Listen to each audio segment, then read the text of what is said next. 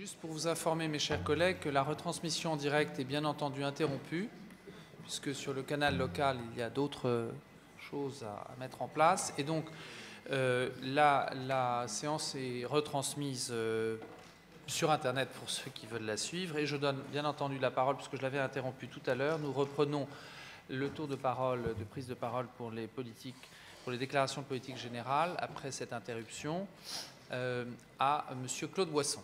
6 minutes. Monsieur le Président, merci. Je tiens d'abord à amener l'objet et le témoignage de ce moment merveilleux que nous venons de partager. Vous avez raison. Et c'est dans un état tout à fait sobre que je continue, en vous disant précisément, Monsieur le Président, que si vous voulez m'interrompre pour toute information complémentaire à tout moment, je le fais volontiers. Mesdames, Messieurs, en effet, Monsieur le Ministre, nous avions passé une vingtaine d'heures de travail pour préparer ce budget. Et on pourrait imaginer, compte tenu de tous les sujets qui ont été abordés, que tout a été dit, tout a été fait, mais en réalité, rien n'est figé, les jeux ne sont pas faits, et l'intérêt de ces séances publiques, c'est que nous allons pouvoir aborder tous ces sujets de façon que nous puissions parler de nos positions respectives et des décisions qui sont prises. Le budget rectificatif, comme il est dit, est là pour rectifier. Donc on pourrait considérer que c'est du passé. Mais en réalité, non. Ce n'est pas du passé, car il faut se souvenir que lors de ce budget rectificatif, suite à certaines tensions entre les deux institutions, vous aviez apporté un certain nombre de réponses fort satisfaisantes. C'était des engagements, des informations officielles qui se traduisent aujourd'hui concrètement dans ce budget primitif à travers des chiffres et à travers des engagements. Et donc, je pense que ce budget primitif est en réalité une véritable, sur certains sujets, continuation du budget rectificatif. D'ailleurs, vous apportez, Monsieur le Ministre, un certain nombre de réponses, d'informations dans votre rapport que j'ai découvert sur le siège, parce que je n'ai pas la possibilité de guetter ce rapport durant la journée devant un ordinateur. Et en effet, nous y trouvons un certain nombre d'informations fort satisfaisantes. Toutefois, je pense qu'au-delà de ces informations dans ce rapport, lors de ces séances publiques, l'intérêt va être non seulement d'observer les objectifs, mais de voir de quelle manière ces objectifs sont réellement concrétisés. Et il y a bien sûr un certain nombre de sujets qui méritent un approfondissement. J'en prendrai deux par exemple. En matière de logement, certes, un certain nombre d'efforts ont été faits. Vous avez apporté des réponses très intéressantes de ces derniers mois. Mais je rappellerai que je ne me contenterai pas, et je suis sûr que je ne suis pas le seul, à faire l'addition d'un certain nombre de logements. Je pense que l'essentiel, et nous le verrons sûrement dans ces débats, c'est d'essayer de voir la corrélation qu'il y a entre la demande et l'offre. Vous avez une offre très complète, puisqu'il y a des immeubles en construction, il y a les préemptions, il y a également les appartements de récupération, mais il y a aussi de la demande. Et c'est bien que vous ayez tenu compte de nos exigences, car nous avons évité ainsi une certaine pénurie. Pour la priorité nationale, c'est un peu pareil. C'est un sujet qui revient régulièrement, et je pense, il faut le dire, que ce n'est peut-être pas encore rentré totalement dans l'esprit de tous les décideurs. Il est important que l'on prenne, par exemple, pour référence ce qui se fait au Conseil national dans le cadre de la cellule de veille de la priorité nationale. C'est-à-dire que nous écartons, il est écarté toutes les demandes fantaisistes, tous ceux qui cherchent et attendent de l'assistanat, mais par contre, il faut prendre en compte ceux qui sont vraiment en attente d'emploi, et il y a des monégasques qui ont actuellement besoin de trouver des solutions. Il faut donc, aussi bien sur le plan de l'emploi, tenir compte des justes compétences et, en ce qui concerne des marchés, des justes prix. Dans ces débats, nous aurons bien sûr à cœur de mieux comprendre, au-delà de votre rapport, quelles sont les perspectives, quelles sont les orientations de grandes institutions comme celle de la SBM, de Monaco Télécom, car il en va de l'avenir de cette institution, mais également de leurs salariés. De même, nous avons besoin de mieux comprendre en matière de commerce qu'est-ce que c'est qui va survenir, notamment à travers le projet de centre commercial, mais également au niveau de l'industrie, de savoir qu'est-ce que c'est qui va être vivable et qu'est-ce que c'est qui ne sera pas vivable, et quels seront les moyens que vous donnerez à ce qui est vivable. Je pense que ce budget permettra essentiellement, lors des échanges, de vérifier le respect des engagements qui ont été pris par le gouvernement et la manière dont ils seront concrétisés. Merci beaucoup, Monsieur Boisson. La parole est à Monsieur Clérici. Merci, Monsieur le Président, Monsieur le Ministre, Madame, Messieurs les conseillers de gouvernement, chers collègues. Il paraît que Monaco va devenir membre de l'Union européenne. C'est le discours que j'entends malheureusement encore trop souvent et qui a germé dans l'esprit d'un certain nombre de mes compatriotes mal informés. Il risque de faire quelques dégâts si l'on ne coupe pas court à la rumeur. Pourtant, je ne pense pas que nos deux institutions se soient réunies pour commencer l'examen de ce budget primitif 2015 soient responsables de cet état de fait. Je le redis donc ce soir une fois pour toutes, il n'en a jamais été question. Il est en revanche manifeste qu'un certain nombre d'entreprises industrielles monégasques, dans des domaines divers comme la cosmétique, le médicament, l'alimentaire ou les transports, souffrent aujourd'hui d'une situation bancale, puisque les accords bilatéraux passés il y a bien longtemps avec les autorités françaises et qui permettaient la libre circulation des marchandises à l'exportation sont aujourd'hui mis à mal. Car la France est membre à part entière de l'Union européenne et par conséquent, comme les autres pays membres, elle doit se soumettre aux règles communautaires qui dénoncent les accords autrefois conclus d'État à État. Notre souverain, son Altesse Sérénissime le Prince Albert II, l'a encore déclaré récemment, l'économie monégasque doit être diversifiée. En ce sens, il n'est pas question de laisser tomber le secteur industriel qui participe de cet équilibre.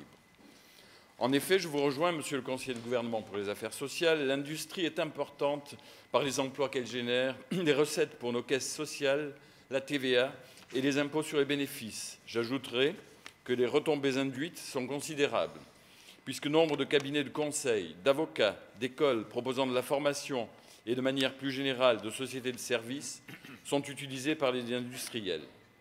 Sans oublier les commerces et une multitude de snacks et de restaurants qui travaillent la semaine avec le personnel d'industrie.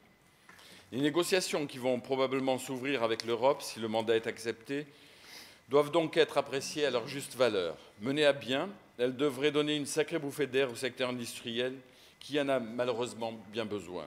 Elles doivent aussi impérativement et sans concession nous permettre de conserver nos spécificités qui sont pour l'essentiel la priorité nationale à l'emploi et au logement, la maîtrise totale de l'installation physique et morale pour les professions réglementées.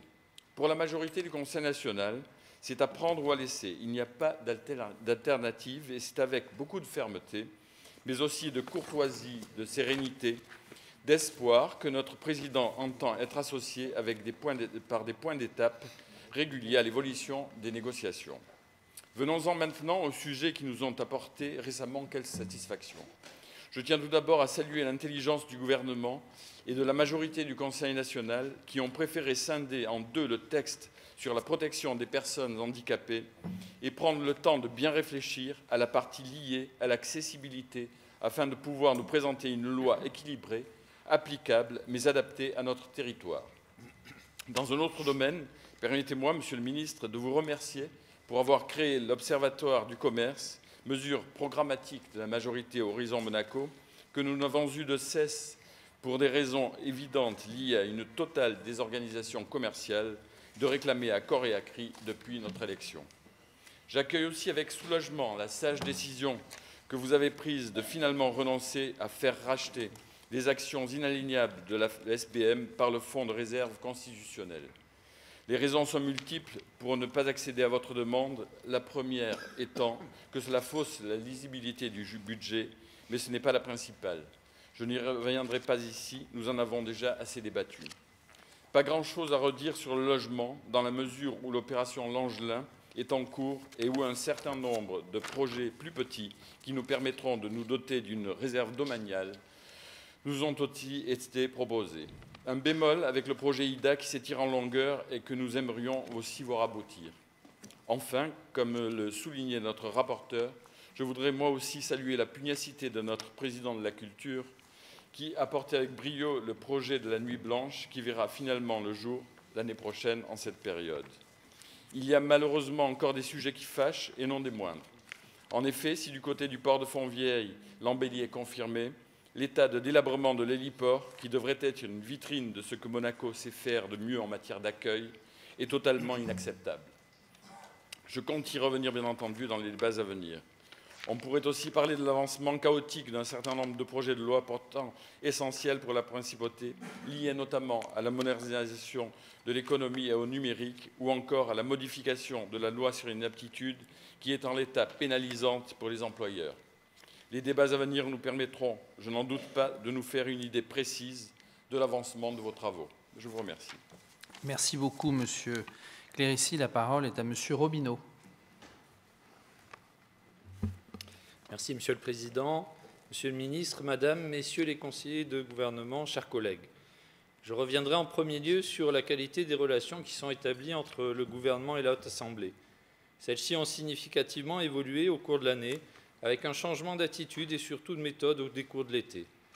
L'amélioration de la qualité de nos relations au cours des derniers mois a permis de nombreuses avancées au regard de l'intérêt supérieur de notre pays, chacun faisant, pour reprendre une de vos expressions, Monsieur le Ministre, un pas vers l'autre, pour tendre vers l'accord des volontés tel que prévu par notre Constitution.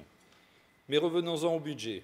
Celui-ci est présenté en excédent, témoignant de la relative bonne santé de nos finances, mais également des efforts qui ont été faits au cours de ces dernières années pour contenir les dépenses de fonctionnement tout en préservant une part importante aux dépenses d'équipement pour la principauté. C'est avec intérêt que je note que nous avons été suivis dans nos demandes concernant l'accélération du programme de construction de logements domaniaux avec le démarrage des travaux de l'opération Angelin, qui devrait être livré fin 2017, la recherche de solutions pour la réalisation d'opérations intermédiaires et l'augmentation des crédits dévolus aux études du projet Grand Ida. À noter enfin l'inscription de crédits dévolus aux études du projet Testimonio 2, qui pourrait être livré en 2019. Alors que rien n'était prévu, c'est plus de 300 logements neufs supplémentaires qui pourront ainsi être livrés entre 2015 et 2019 et viendront s'ajouter aux appartements de l'opération Odéon et aux logements de restitution dont il conviendra d'accélérer les rénovations. Dans les domaines du social et de la santé, nous ne pouvons qu'être satisfaits du vote du projet de loi 893 sur la protection, l'autonomie et la promotion des droits et des libertés des personnes handicapées, sur lesquels la majorité s'était engagée. Ce texte témoigne de notre volonté commune de donner aux personnes handicapées la possibilité de s'épanouir dans leur vie personnelle et professionnelle et représente un témoignage fort vis-à-vis de nos voisins européens de l'engagement social et de l'esprit de solidarité de notre souverain, du gouvernement princier et de la Haute Assemblée. Je tiens également à souligner l'état d'esprit positif qui anime les réunions du groupe de travail que je préside concernant le suivi du projet Nouvel Hôpital. Ce projet, qui, je le rappelle, pèsera lourd sur les finances de l'État, témoigne lui aussi de notre souci commun de maintenir un niveau d'excellence quant à l'offre de soins en principauté. Dans ce domaine, il n'est pas question de faire de mauvaises économies ou de remettre en cause le programme établi, mais d'essayer par des échanges constructifs d'aboutir à un projet réaliste et le plus rationnel possible dans le cadre du futur schéma d'orientation sanitaire et dans la perspective du passage à la T2A et de ses conséquences sur l'économie de la santé. Ce nouvel hôpital représente, au-delà des services qu'il rendra à nos concitoyens, un élément important au regard de l'attractivité, au même titre que la stabilité de nos institutions, de notre place financière, la sécurité de nos rues ou la qualité de notre système éducatif. Ainsi, on ne peut que se féliciter de l'adoption dans le domaine éducatif d'un plan numérique scolaire ou de la transformation en projet de loi de la proposition sur le pré-étudiant qui viendra encore renforcer la qualité de notre système éducatif, comme en témoignent les résultats très positifs obtenus chaque année par l'Éducation nationale. Pour autant, un certain nombre de remarques s'imposent.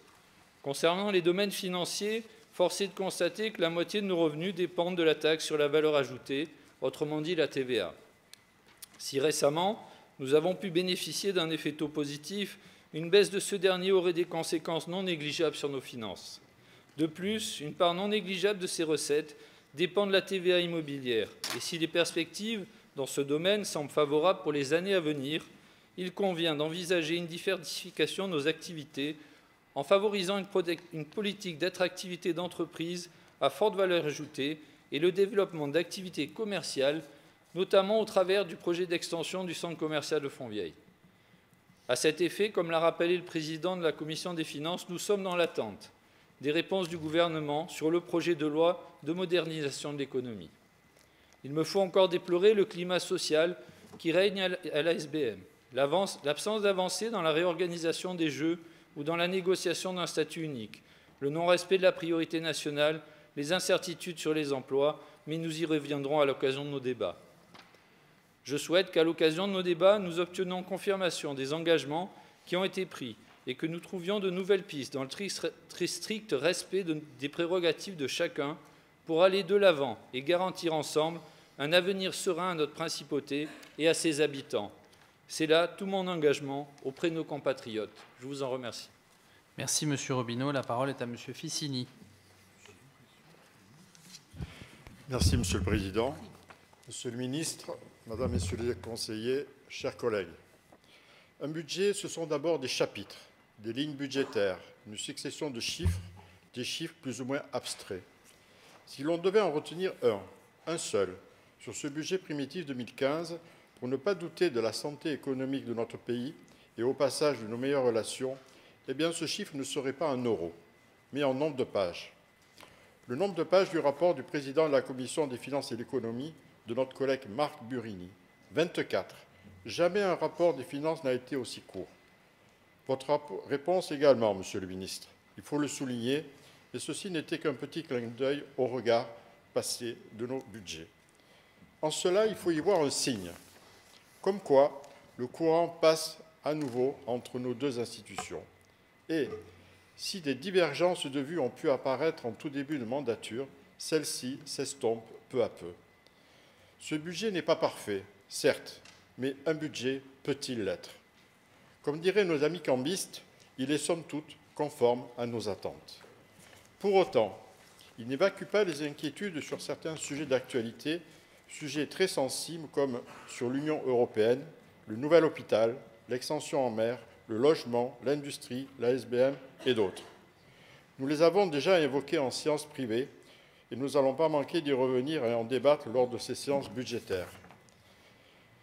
Quelques mots toutefois sur deux d'entre eux. Le premier, le grand IDA et la problématique des enfants du pays. Je sais qu'il est de coutume de ne pas rapporter des cas précis au sein de cet hémicycle. Je vais donc me conformer à la règle. Mais sachez, Monsieur le Ministre, que nous recevons régulièrement ces enfants du pays sur le problème du logement. Moi-même, j'ai été saisi par une famille qui vit depuis des années dans des conditions indignes de notre pays, que j'ai également été interpellé par un couple de personnes âgées qui devra sans nul doute quitter le pays à la fin du mois de décembre faute de solution. Ce pays où ils ont toujours vécu, laissant derrière eux enfants et petits-enfants. Nous ne pouvons qu'exprimer un sentiment de gêne vis-à-vis de ces personnes qui contribuent et ont contribué à la réussite de Monaco. Il y a urgence, Monsieur le Ministre. Relever la ligne de crédit sur cette opération est déjà un pas, mais il faut aller vite, plus vite, et prendre rapidement la décision de lancer cette opération afin de ne plus ressentir cette gêne lorsque nous croisons leur regard. Car qu'avons-nous à leur proposer aujourd'hui, Monsieur le Ministre? Rien. Pour ma part, j'estime que tous ceux qui sont nés ou ont vécu à Monaco doivent y avoir un droit de cité. Gardons cela en mémoire. Le second sujet, évidemment, ce sera la fonction publique. Dans l'année qui s'annonce, le projet de loi sur la modernisation du statut des fonctionnaires devrait être soumis au vote de la Haute Assemblée. Ce texte, même s'il n'est pas d'une grande ambition, a le mérite de clarifier certaines situations, d'en inscrire d'autres dans le marbre et donc de mettre l'ancien texte vieux de près de 40 ans au rang des souvenirs. Il était temps. Nous avons commencé depuis la semaine dernière à prendre connaissance de vos réponses aux questions posées par la Commission des intérêts sociaux et des affaires diverses, commission présidée par mon collègue Thierry Poirier. Nous ne manquerons pas de revenir vers vous après analyse. Là aussi, il y a urgence, Monsieur le Ministre, car il est important que les fonctionnaires soient enfin dotés d'un statut moderne et adapté aux exigences du monde d'aujourd'hui. Dans la reconnaissance qu'ils attendent, vous avez fait un pas vers eux, Monsieur le Ministre, lors du budget rectificatif 2014. Ils attendent maintenant confirmation. Merci de votre attention et maintenant place au débat. Merci beaucoup, Monsieur Ficini. La parole est à Madame Fresco. Merci, Monsieur le Président. Monsieur le Ministre, Madame et Messieurs les conseillers de gouvernement, chers collègues. L'article 4 de notre Constitution prévoit que, je cite, « Le pouvoir législatif est exercé par le Prince et le Conseil national. S'engager en politique puis devenir conseiller national, c'est donc participer à ce que son pays se dote d'un cadre législatif performant qui lui permette de progresser économiquement et socialement. C'est aussi user de toutes ses ressources pour engager le gouvernement à prendre toutes les mesures nécessaires à la bonne application de la loi. Nos rencontres lors des séances budgétaires nous donnent l'occasion d'en discuter. 2 fois par an, ce n'est pas beaucoup, mais c'est peut-être suffisant pour faire passer publiquement des messages forts. En 2011 a été votée la loi 1382 relative à la prévention des violences domestiques. Je ne pense pas vous prendre au dépourvu, Monsieur le ministre, car vous savez combien ce sujet me tient à cœur. Et comme vous l'a mentionné M. Burini dans son excellent rapport, en politique, mieux vaut se répéter que se contredire. J'en parle jusqu'à ce que j'obtienne. Depuis cet été, soit près de 3 ans après la promulgation de la loi, l'association d'aide aux victimes d'infractions pénales, AVIP, a été créée. Je remercie les membres fondateurs pour leur implication dans la lutte contre les violences domestiques. Cette association va accompagner les victimes dans leur démarche judiciaire, éditer les brochures, et cela dans le cadre de l'article 45 de la loi. Or, les articles 46 et 47 précisent que doivent avoir lieu des formations régulières des professionnels de santé, ainsi qu'une information annuelle dans les établissements scolaires pour la prévention et la détection précoce de ces violences. Sur cela, rien ne s'est concrétisé à ce jour. Une enquête en Angleterre a pourtant conclu que les jeunes parlaient plus facilement de leurs problèmes quand ils avaient pu assister à une intervention sur ce thème. Lors de la conférence de presse de novembre, vous avez mentionné, Monsieur le ministre, l'engagement du gouvernement à mettre en œuvre la résolution 1325 du Conseil de sécurité de l'ONU, qui traite notamment de la lutte contre les violences faites aux femmes et aux enfants lors de conflits. Alors, autant vous entraîner dans notre pays. Je vous invite donc à mettre effectivement en application ce que ces 2 articles essentiels prévoient et à réfléchir sur une subvention en adéquation avec la mission de la VIP. Les coûts engendrés par les mesures inscrites dans cette loi ne doivent pas constituer un frein à leur mise en place. Ce ne serait pas acceptable pour la majorité du Conseil national, surtout si l'on se réfère aux subventions versées à une association et qui avoisinent un peu plus de 1 million d'euros sur 2 lois budgétaires à 2 mois d'intervalle. Recevoir une subvention de l'État lorsque l'on est une association caritative ou humanitaire, c'est s'engager. S'engager à être responsable dans ses prises de décision, s'assurer que sa mission sera faite avec un minimum de frais de fonctionnement et un maximum de retombées humanitaires. Monsieur le ministre, avez-vous eu l'occasion de regarder cette publicité nordique qui se résume assez bien par « Malgré toutes les bonnes volontés, ne peut pas faire du caritatif ou de l'humanitaire qui veut ». Je souhaite que le gouvernement s'attelle aujourd'hui à responsabiliser les dirigeants d'associations subventionnées pour que leur objectif soit à la hauteur de leurs moyens. En quelque sorte, mieux évaluer le rapport coût subventionné, effet public utile. Le contrôle du résultat ne nuit pas, bien au contraire. Il permet de valider un choix et d'en tenir compte à l'avenir pour reconduire ou arrêter une subvention avec l'argent public. Je suis évidemment favorable à toute aide humanitaire qui pourra être apportée dans les pays où la vie n'est pas facile, où les droits des femmes et des enfants et de toute autre personne vulnérable ne sont pas garantis, favorable à toute aide pour que ces personnes puissent vivre mieux, puissent se nourrir et avoir accès aux soins. Mais je suis aussi favorable à ce que cela soit fait à bon escient. Quelles sont les conditions pour recevoir une subvention et comment le gouvernement évalue-t-il les montants alloués? À quelle fréquence le gouvernement envisage-t-il de présenter à la Haute Assemblée des lignes budgétaires concernant des subventions soi-disant exceptionnelles sans s'être assuré de la viabilité de l'association? Où en sommes-nous de l'audit demandé à maintes reprises par des élus de cette Assemblée? 1 million d'euros de subvention à une association au motif que cela permet à Monaco d'être présent à l'international sans vraiment connaître les retombées humanitaires, c'est beaucoup demandé aux élus de cette Assemblée. Même si j'ai pris connaissance de la nomination de notre trésorier monégasque au conseil d'administration de cette association, je souhaite faire un petit rappel à la loi de 1970 relative au contrôle financier des organismes de droit privé bénéficiant d'une subvention de l'État qui précise dans son article 1, que je vais quelque peu résumer, « Aucune subvention ne peut être versée avant que le contrôleur général des dépenses ait donné son avis motivé au vu du bilan et des comptes annuels de l'organisme concerné. » Par voie de conséquence, il me semble nécessaire de s'assurer qu'il puisse effectuer son travail de la meilleure façon possible afin d'éviter que le budget de l'État ne doive pallier à des erreurs de gestion récurrentes de certaines associations qui pourraient à la longue poser un problème budgétaire. Nous avons là un devoir d'équité. Je parlais plutôt du rôle d'un Conseil national et je crois bien qu'au-delà d'être une force de proposition, d'étudier les projets de loi, nous devons veiller à ce que le budget de l'État soit utilisé de manière équitable et rationnelle, avec pour priorité le bien-être de nos compatriotes et de notre économie. l'un n'allant pas sans l'autre. Je vous remercie. Merci Madame Fresco. Je n'ai plus de tour de parole. Qui souhaite prendre le tour de parole? Oui, Madame Nathalie Moretti-Blanc. Et après, je n'ai plus de tour de parole. Donc je vous demande de lever les mains, s'il vous plaît. Je vous en prie, Madame Moretti-Blanc.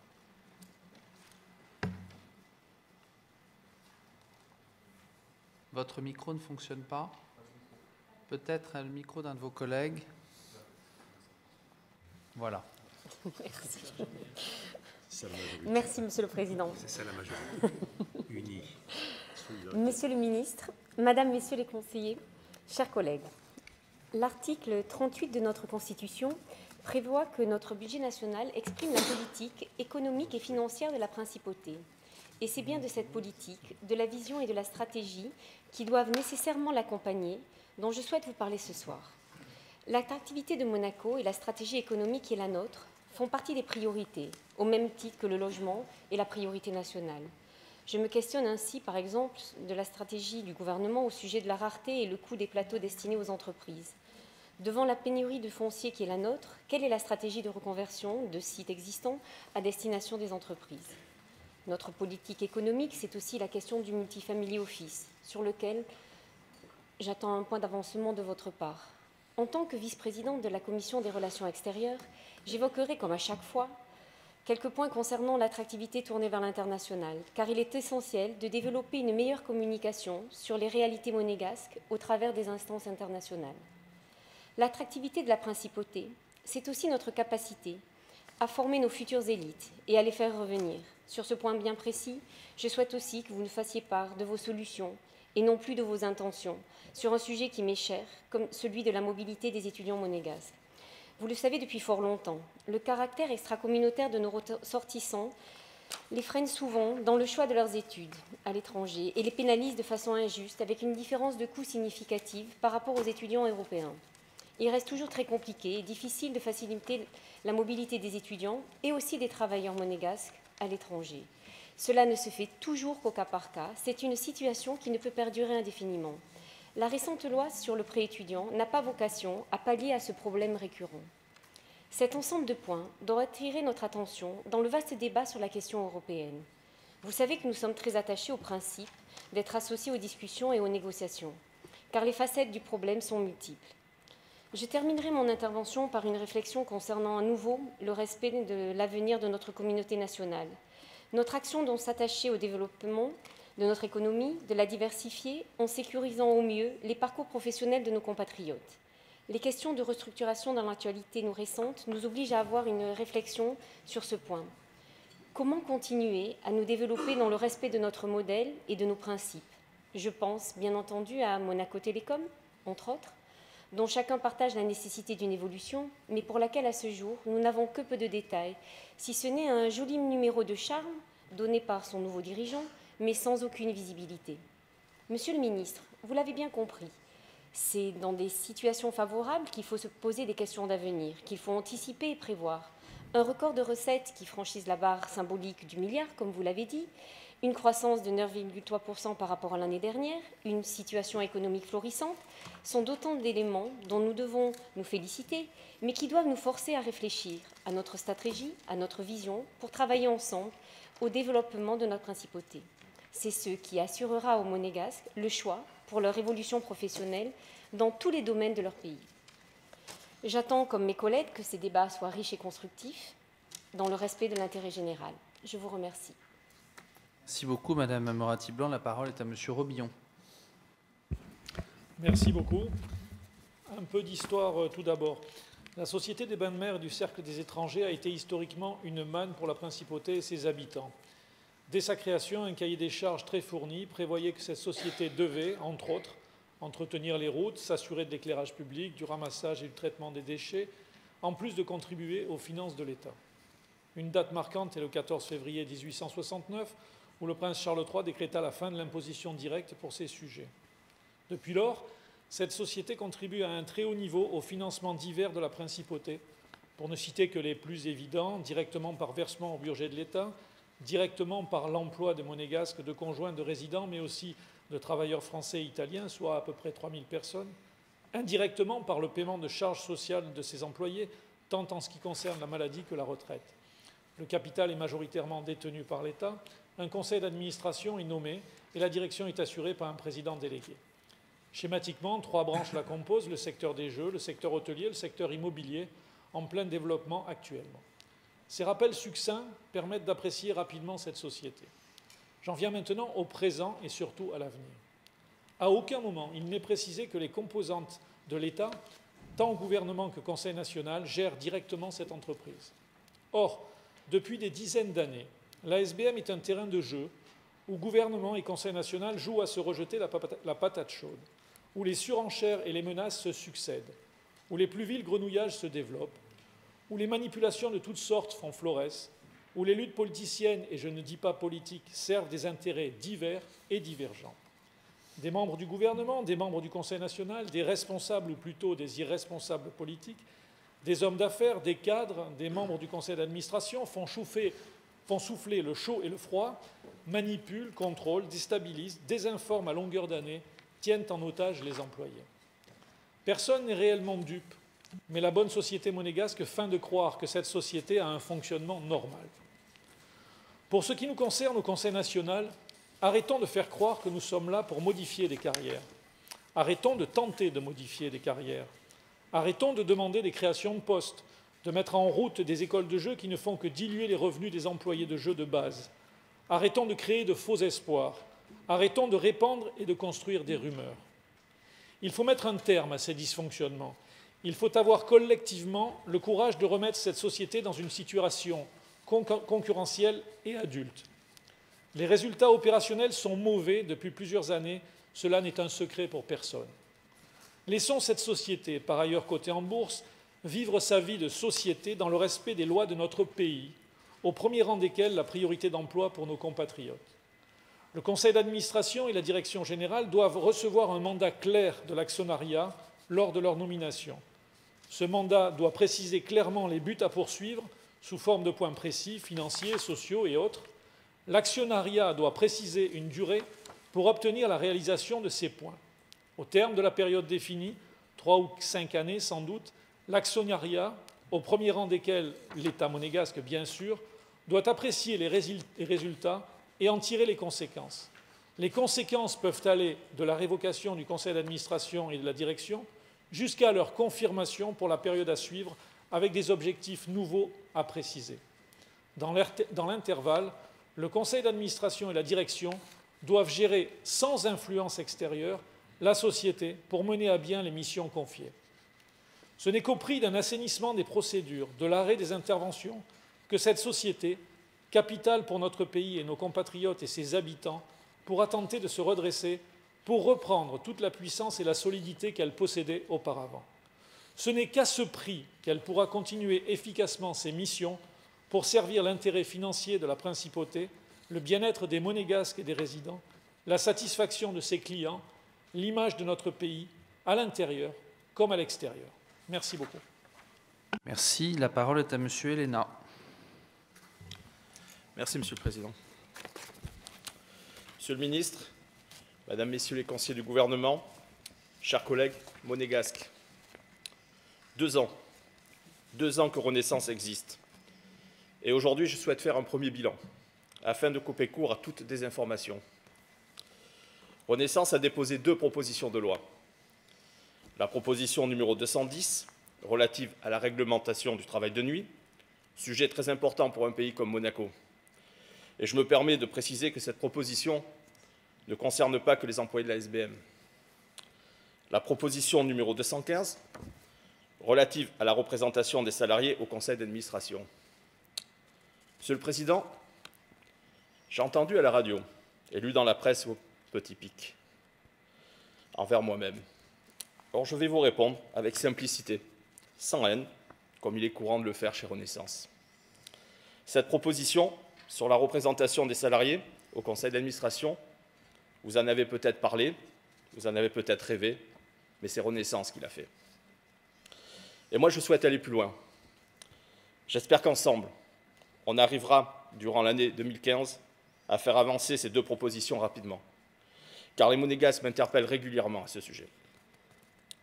Nous avons aussi co-signé avec mes amis de l'Union Monaco la proposition numéro 213 relative au chef de foyer. Chez Renaissance, notre principal objectif, notre principal but, c'est la priorité nationale.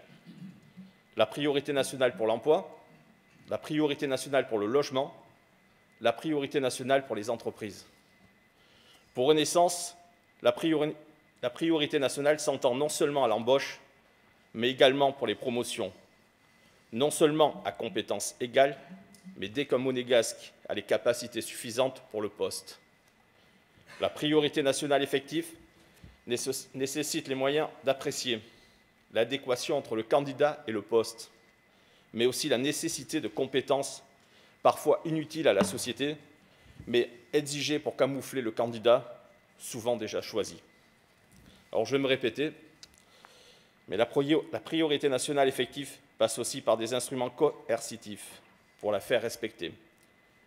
Rappelons que les amendes inscrites dans les textes sont encore libellées en francs.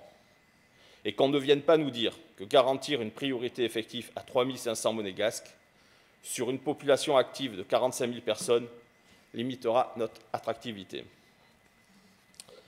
Maintenant, une fois n'est pas coutume, je vais parler de la Société des Bains de Mer. Monsieur le ministre, lors de la réunion tripartite du 3 décembre, nous avons parlé de plusieurs choses. Déjà, de l'hôtel de Paris, du Sporting d'hiver, du financement de ces deux projets, des résultats de la société, des résultats des Jeux et de la situation sociale. Mais nous avons aussi parlé du futur statut unique qui doit encadrer la profession d'employé de jeu. Statut qui, comme l'a fait remarquer à juste titre le Président, n'a d'unique que son nom, car il y a encore beaucoup trop de flou, d'inégalités entre les secteurs. L'axe de ce statut est basé sur une réduction de 20% des employés de jeu et d'un tiers des cadres du secteur jeu, c'est-à-dire entre 110 et 120 postes, que les futures générations de monégasques n'auront pas. Alors je ne comprends pas comment la direction de la SBM peut venir vers nous, conseillers nationaux, élus par les monégasques, nous présenter un tel projet. Aujourd'hui, je me pose des questions et je suis impatient d'aborder la ligne concernant la SBM, car j'entends de vous des réponses claires et j'espère des garanties. Je vous remercie. Merci, Monsieur Héléna. La parole est à celui ou celle qui va la prendre désormais, puisque je n'ai plus de tour de parole. Qui souhaite? Monsieur Poirier, je vous en prie. Je vous en prie. Et après, Madame Rougaignon-Vernin. Merci, Monsieur le Président.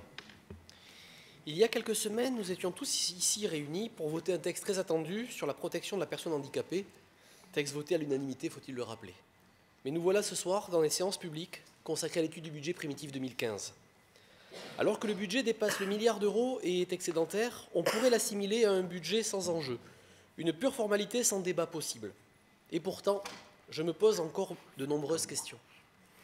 Avant toute chose, je voudrais saluer l'avancée du dossier du logement domanial et plus particulièrement le début des travaux pour l'opération Angelin, grâce à la pugnacité de mon collègue Jean-Michel Cuqui et de toute la majorité Horizon Monaco. Mais cela ne doit pas nous faire oublier que cette opération, livrée en théorie fin 2017, début 2018, ne suffira vraisemblablement pas à enrayer la crise du logement. Et c'est pour cela que nous devons encore lancer de nouvelles opérations pour les besoins futurs, car l'échéance 2018 n'est pas une finalité, juste un jalon dans une politique globale du logement. La réponse se trouve dans des opérations de moindre importance. La réponse est aussi, certainement, dans la mobilité dans le parc, en facilitant l'échange entre appartements et ainsi répondre à l'évolution de la composition des foyers sans devoir nécessairement livrer de nouvelles opérations. Enfin, comment ne pas évoquer ce soir l'opération IDA dans sa version plus étendue, intégrant une école, une opération immobilière de plus grande envergure et certainement mixte, et vous en avez évoqué le sujet, Monsieur le Ministre. Pour toutes ces questions, j'attends des réponses concrètes.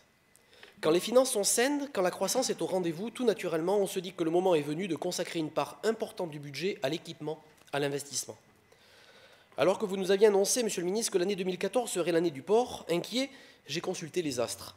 L'année 2014 était l'année du cheval dans le calendrier chinois. Donc à coup sûr, l'année du porc, c'était bien PORT qu'il fallait l'écrire. Alors où en sommes-nous avec les infrastructures portuaires à l'aube de l'année 2015 ? J'attends du gouvernement une réflexion sur le montage des opérations à réaliser, car notre objectif ne doit pas se limiter à annoncer des centaines de millions d'euros dans telle ou telle opération, mais surtout des délais réalistes, rapides. Aujourd'hui, les chantiers traînent trop, Monaco est en chantier de toutes parts, tout est commencé et rien n'est fini. Et qui dit chantier dit nuisance, nuisance sur la qualité de vie, que ce soit le bruit ou la poussière, mais aussi nuisance avec les embouteillages.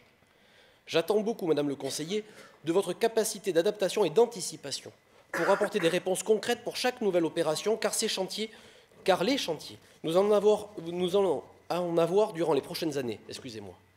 L'entrée sur l'ouest de Monaco est déjà aujourd'hui un parcours du combattant. Voyez la longue file de voitures à la sortie du tunnel de l'autoroute à partir de 7h30. Monaco n'a pas d'autre choix que de poursuivre sa croissance durant les prochaines années. Et il ne faudrait pas que ces nuisances conduisent certains travailleurs à préférer d'autres places pour exercer leur profession. Nous devons très rapidement sortir des études et passer à la concrétisation. Où en sommes-nous des parkings de dissuasion à l'entrée de Monaco? Cela m'amène tout naturellement à évoquer aussi la crise que traverse le secteur industriel et principalement le quartier de Fontvieille. Après l'industrie automobile ou pharmaceutique, même notre opérateur de télécommunications s'y mêle. Ils ont fri, mais eux, ils n'ont rien compris. Vous me l'accorderez, cela fait désordre. On se serait bien passé de cette agitation sociale, surtout quand l'État actionnaire et concédant se doit d'être à la manœuvre. Et pour finir mon intervention, quelques sujets qui me préoccupent tout autant. Le traitement de nos déchets, la construction du nouvel hôpital, l'extension en mer, la négociation avec l'Europe, et j'en oublie forcément. La préparation de ce budget a été intense, les réunions privées ont été soutenues. C'est dans un état d'esprit constructif que j'aborde ces 4 séances publiques. J'espère que vous saurez me convaincre, monsieur le ministre, Madame et Messieurs les conseillers de gouvernement, et que toutes ces questions trouveront réponse. Je vous remercie.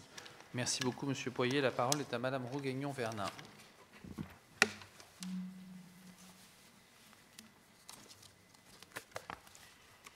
Merci, Monsieur le Président. Monsieur le Ministre, Madame, Messieurs les conseillers de gouvernement, chers collègues.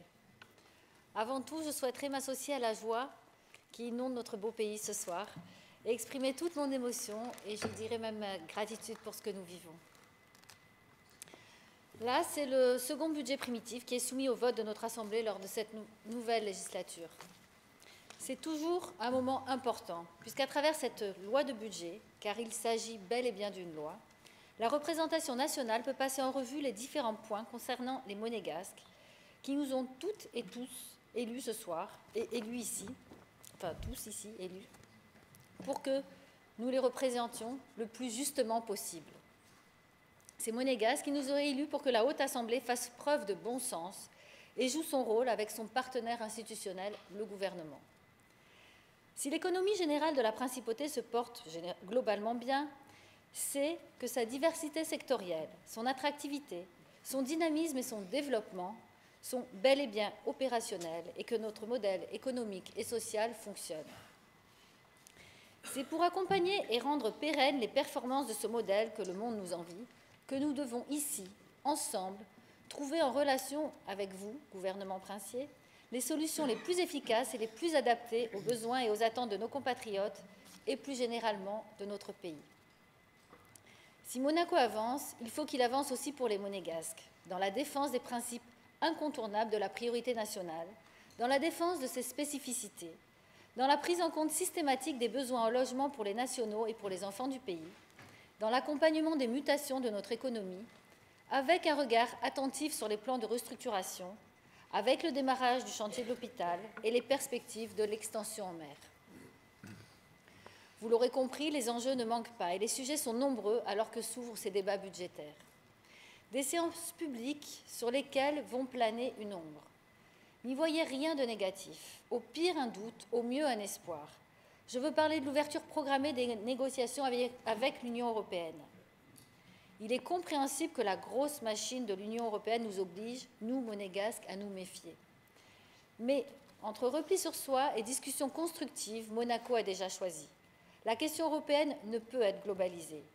L'Union européenne est un espace économique et commercial. Monaco fait partie des sociétés et des nations européennes. Ceci fut confirmé en 2004 par l'adhésion au Conseil de l'Europe. Et s'il faut bien sûr se soucier du contenu de ces futures négociations avant tout économiques, je pense qu'il faut appréhender cette phase avec un esprit constructif et responsable, afin que le résultat soit à la hauteur de ce que Monaco peut gagner avec l'Europe, tout en préservant avant tout les intérêts du pays et des Monégasques. C'est pourquoi j'espère que bientôt, cette ombre qui plane sur nos débats se transformera en projecteur qui mettra un peu plus en lumière notre capacité à nous adapter au monde qui nous entoure et surtout la performance sans cesse démontrée de notre modèle économique et social. Mais revenons à nous, intramuros comme on dit. Je l'ai dit, les sujets ne manqueront pas durant ces longues heures d'examen du budget primitif 2015. La gestion des monopoles concédés tiendra, à n'en pas douter, une place primordiale. Primordiale d'abord sur le plan social, bien sûr. À des degrés différents, nous attendons des réponses ou des précisions, que ce soit sur la situation des personnels de la SBM ou ceux de Monaco Télécom dans un autre domaine. Nous avons aussi besoin d'y voir clair sur l'avenir de l'industrie. Ce secteur subit de plein fouet les mutations de l'économie internationale. Ce secteur se transforme aussi à Monaco et nous devons accompagner ce changement inéluctable de façon proactive et stratégique. C'est aussi cela, il me semble, le rôle de l'État. Par ailleurs, nous souhaitons que le problème de l'accès à Monaco et de la circulation en général fasse l'objet de toujours plus d'efforts. Nous aurons besoin d'éclaircissements sur la stratégie retenue au sujet de notre usine d'incinération. Nous reviendrons, je l'espère, sur ces sujets sur lesquels la majorité tiendra des positions fortes tout au long de ces débats. Ces débats, pour finir, Monsieur le Président, je les souhaite non seulement constructifs, mais aussi pédagogiques pour ceux qui font l'effort de venir nous voir ou de nous suivre sur le canal local. Je vous remercie. Merci, Madame. La parole est à Monsieur Crovetto. Merci, Monsieur le Président. Monsieur le Ministre, Madame, Messieurs les conseillers du gouvernement, mes chers collègues, la préservation de notre modèle social reste au centre de nos préoccupations. Ce modèle, c'est le logement, bien entendu, mais pas seulement. C'est également la solidarité au sens large et le strict respect de la priorité nationale, afin de permettre notamment à tous les Monégasques de pouvoir vivre à Monaco, de pouvoir se loger en fonction de ses besoins, de pouvoir travailler dans son pays et entreprendre en fonction de ses aptitudes. Concernant le logement, nous sommes satisfaits des dernières décisions concernant la construction de l'Angelin et notamment des modalités du contrat qui devraient permettre de respecter les délais de livraison de fin 2017. On reste toutefois dans l'attente de détails et d'un état d'avancement des opérations intermédiaires indispensables pour tenir compte des besoins de logement qui augmentent et pour lutter contre le spectre de la pénurie. Nous devons également constituer une réserve domaniale de transition. Notre modèle social et nos particularismes doivent absolument être défendus au cours des prochaines négociations avec l'Union européenne. Tout en restant à notre place, nous y veillerons. Mais cette préservation de notre modèle social doit se faire en parallèle avec le développement et la diversification de notre économie. Il faut en effet avoir les moyens de ces ambitions. Aujourd'hui, la situation budgétaire est plutôt positive, mais nous ne devons pas nous endormir sur nos lauriers, car la relative bonne santé de l'économie est fragile. L'accroissement des recettes de l'État provient en grande partie de l'activité immobilière, et cela devrait encore être le cas dans un proche avenir en raison des livraisons futures. De plus, nous ne maîtrisons pas les taux de la TVA et de l'impôt sur les bénéfices, qui représentent plus de la moitié de nos recettes. Nous devons donc aujourd'hui planter les graines de la croissance future. C'est pour cela que je souhaite la création d'une pépinière d'entreprises pour favoriser le développement de jeunes entreprises innovantes en principauté, pouvant générer à terme des recettes fiscales intéressantes pour l'État et créer des emplois qualifiés, importants entre autres pour les caisses sociales. La plupart des emplois dans le monde sont d'ailleurs créés par de nouvelles entreprises. Cette pépinière, c'est aussi proposer un choix, une solution pour certains monégasques qui souhaitent devenir entrepreneurs et tenter l'aventure du secteur privé. Mes collègues m'ont confié la vice-présidence de la Commission des finances pour la modernisation de l'économie. Je regrette le refus du gouvernement de séparer ce texte en autant de livres qui le composent et nous restons dans l'attente de votre retour sur les parties que nous avons déjà étudiées. Il faut aller plus vite et ne pas nous laisser décrocher. Il conviendrait de faire preuve d'efficacité, en effet, et de voter certaines parties aujourd'hui, plutôt que d'attendre pour voter le texte dans sa globalité. Notre vitalité économique est à ce prix, nous le savons tous. Dans la même logique, nous espérons que le gouvernement transformera rapidement en projet de loi notre proposition sur le multifamily office. Concernant le fonds de réserve constitutionnel, je voulais souligner qu'un récent rapport de State Street fait part d'une tendance des fonds de pension à réinternaliser la gestion de leurs actifs. Alors, je continue de penser que c'est une mesure de bon sens que de créer cette équipe de professionnels dédiés, placée sous l'autorité du conseiller pour les finances, pour contrôler la gestion et déterminer l'allocation d'actifs. Dans le même ordre d'idées, je pense que la création d'une caisse des dépôts, au sein de laquelle les fonctionnaires et agents de l'État ouvriraient un compte sur lequel leur salaire serait versé, est une idée à approfondir. Je ne peux pas terminer sans évoquer la SBM. Le climat social empire, les modalités de l'augmentation de capital ne sont pas connues, le plan de financement dans son ensemble non plus. Apparemment, malgré ces échecs sur tous les niveaux, la direction actuelle garde la confiance de l'État actionnaire majoritaire. Si la SBM est aujourd'hui en mesure de valoriser un capital immobilier formidable, elle ne doit pas oublier que c'est grâce au jeu et à son savoir-faire, donc à la partie exploitation, que cela a été rendu possible. Avant de valoriser l'immobilier, il serait peut-être temps de revaloriser ce savoir-faire internationalement reconnu en se donnant les moyens réels et sérieux d'aller chercher des clients, en donnant un plan jeu qui ne soit pas qu'une litanie d'intentions et en redonnant à l'SBM une stratégie concrète qui se tienne et qui s'applique. Actuellement, on spécule sur l'immobilier et j'estime, pour ma part, qu'on spécule surtout sur le dos des monégasques qui s'attachent à faire tourner le cœur de la mission première de la principale société à monopole concédé de la principauté, son fleuron. Monsieur le ministre, soyez convaincu que nous avons le même objectif et que nous devons travailler ensemble pour le bien de Monaco et des Monégasques. Alors écoutez nos idées et nos suggestions, au moins autant que celles de notre conseil qui vous est cher. Je vous remercie. Merci. Merci, Monsieur Crevetto. Là, qui souhaite prendre la parole?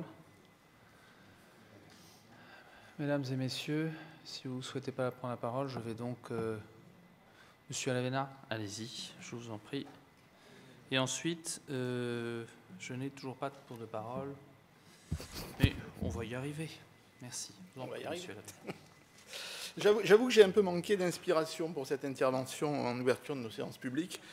Nous avons eu l'occasion d'en parler en séance privée. Cette fois, j'y étais. J'espère que monsieur le rapporteur aura l'occasion de m'en donner quitus. Ce budget est bon au niveau des chiffres de recettes et il ne comporte pas au niveau des dépenses d'inscription provocantes telles qu'on en avait trouvé au rectificatif. Donc clairement, si on en transmettait les liasses aux parlementaires de tous les pays de la planète, je pense que vous auriez partout un vote unanime.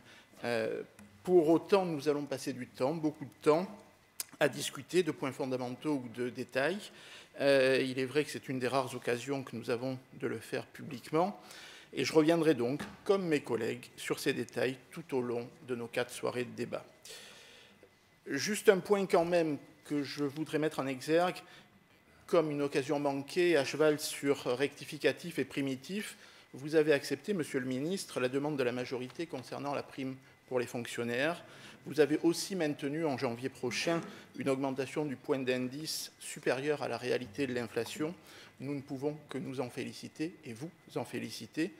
Mais vous ou vos services n'avez pas osé aller jusqu'au bout en cassant pour une fois la stricte attribution au pourcentage.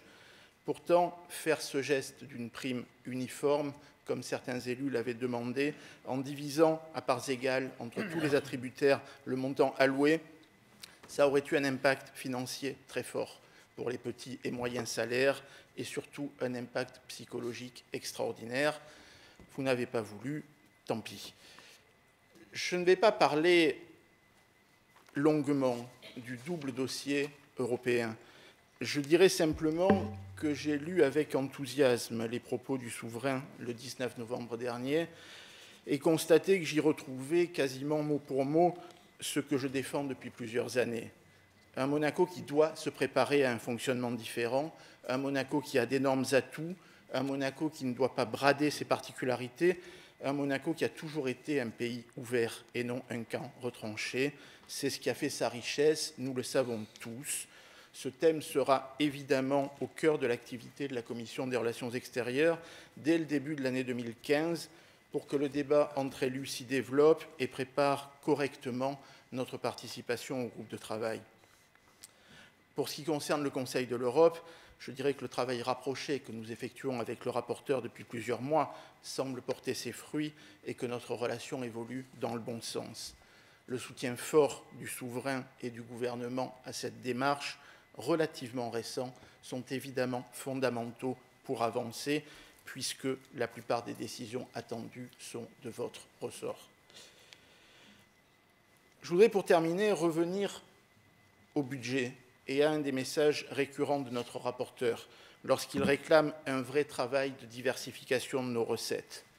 Pour moi, voter, c'est acter des choix politiques, c'est acter des orientations stratégiques, même si parfois, pour l'image, pour la com, il faut juste donner l'impression d'agir. Je crois que c'est Cocteau qui disait, puisque ces choses-là nous dépassent, feignons d'en être les organisateurs. Mais quand on regarde notre structure de recettes, il est évident qu'une part très majoritaire est simplement constatée, subie et non décidée. Aujourd'hui, nous dépendons de l'impôt indirect qui est la TVA, mais nous n'avons pas le droit de fixer les taux et nous ne pouvons que constater les volumes de recettes. Nous sommes dans une situation assez voisine pour ce qui concerne l'ISB. Notre seule action possible semble être d'en améliorer l'encaissement, mais pas les taux et les assiettes.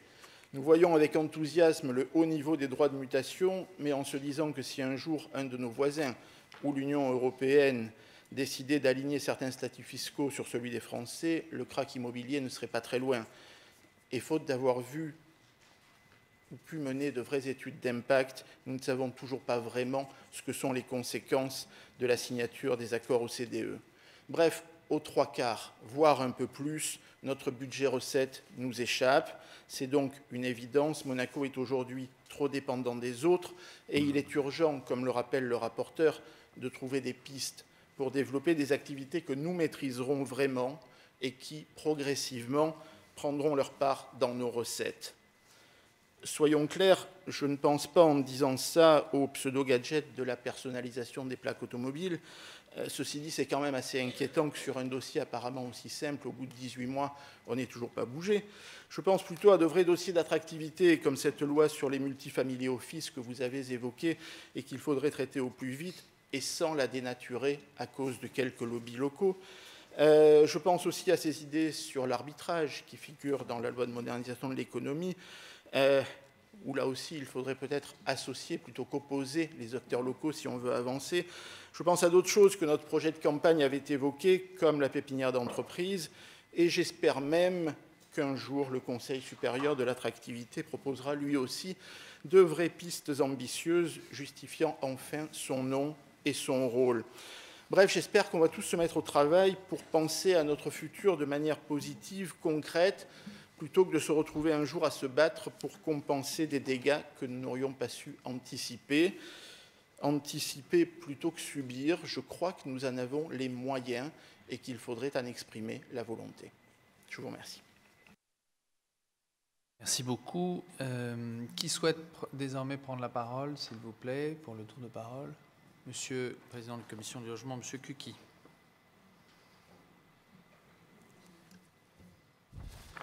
Merci, Monsieur le Président.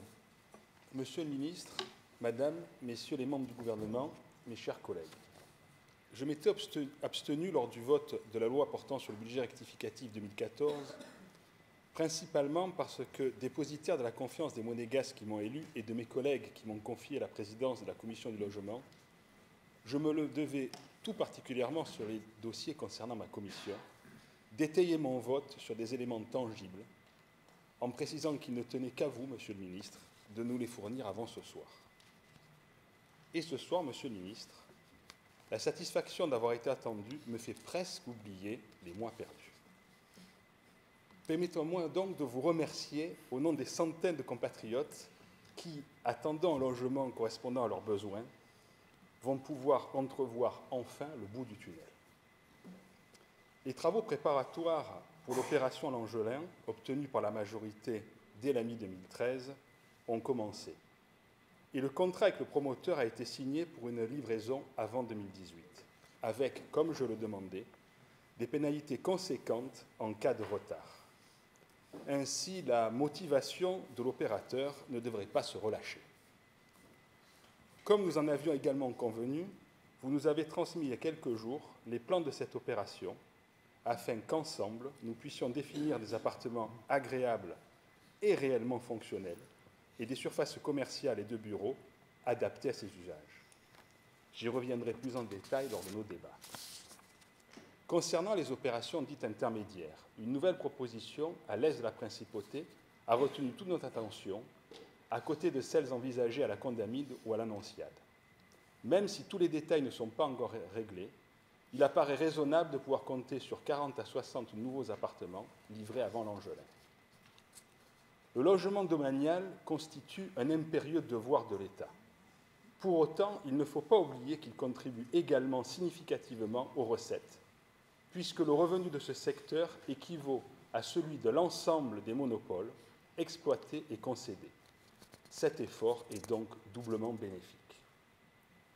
Parce qu'une politique du logement efficace nécessite une anticipation et une vision à long terme, nous savons qu'après les opérations Testimoniaux 2 programmées pour 2020-2021 et l'Annonciade 2 prévue pour 2026, l'absence de terrain facilement disponible nous obligera à nous tourner vers des opérations de remembrement et de reconstruction. C'est pourquoi je me félicite que le gouvernement ait fait sienne notre volonté d'augmenter significativement le nombre de préventions dans le secteur protégé, permettant par là même de reprendre la main dans ce secteur trop longtemps laissé aux seules ambitions des promoteurs privés. Au sujet du remembrement, justement, il est à noter les 4 millions supplémentaires inscrits à notre demande pour la poursuite des études du projet Grand Ida. J'interprète cette dotation complémentaire comme le signe d'une volonté de bien faire de la part du gouvernement, mais celle-ci doit pouvoir se concrétiser, car il serait particulièrement préjudiciable que la première opération d'envergure de remembrement public-privé soit un échec. Grand Ida ne doit pas rester simplement une grande idée. Ayant su vous convaincre pour le logement, c'est donc avec encore plus de conviction que je vais essayer, au cours de ces débats, de vous décider à en faire de même concernant la Société des bains de mer. Même si je me félicite que le gouvernement ait renoncé à transférer les actions de cette société détenues au budget vers le Fonds de réserve constitutionnel, je ne peux admettre qu'il ne veuille jouer pleinement son rôle d'actionnaire majoritaire.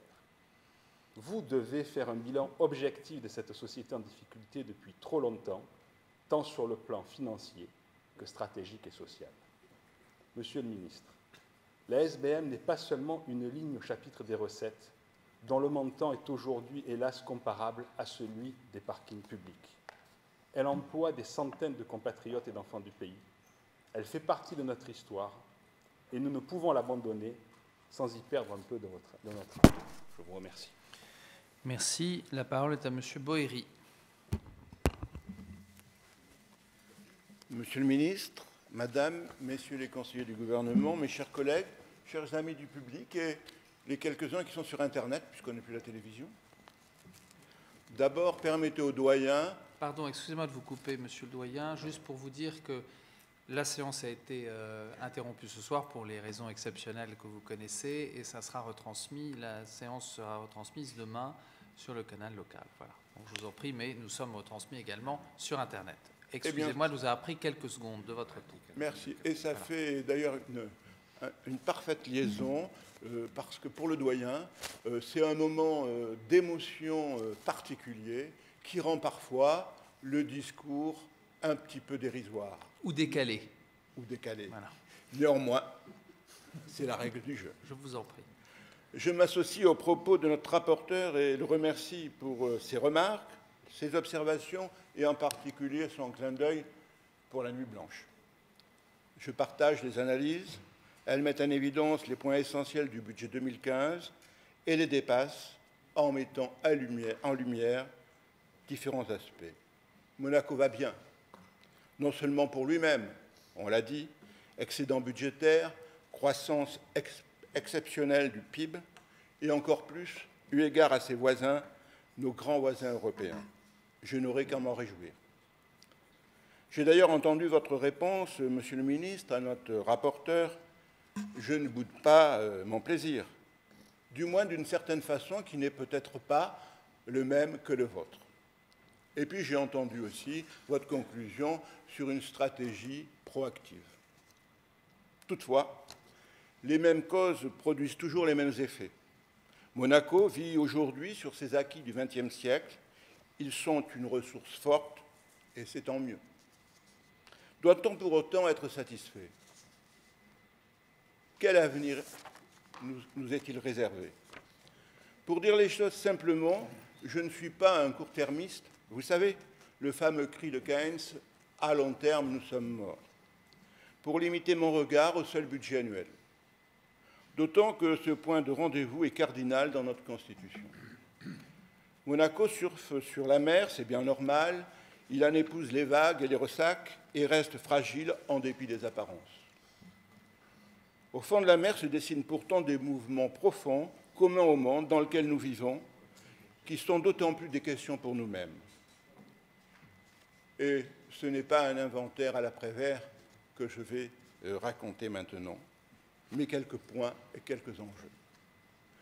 L'industrie et les services anciens se transforment et perdent des emplois, même si on a tendance à ne regarder que les trains qui n'arrivent pas à l'heure. La réalité dans ce monde est pourtant aveuglante. De plus en plus de métiers sont détruits et recomposés. Nous devons donc les anticiper. Le financement des retraites dépend du nombre d'emplois futurs. Nous avons besoin de dessiner des axes futurs complémentaires de développement. Quand bien même aujourd'hui les comptes sont au vert, et c'est quand même une bonne nouvelle. La circulation future, et même déjà celle d'aujourd'hui, nous construisions, c'est nécessaire. Ne doit-on pas tester la circulation alternée en complément au télétravail? Je crois que ça serait très utile. Quel patrimoine voulons-nous laisser aux générations futures avec les décisions prises aujourd'hui pour demain? Et par exemple, je lance Monaco zéro déchet dans 20 ans, par exemple.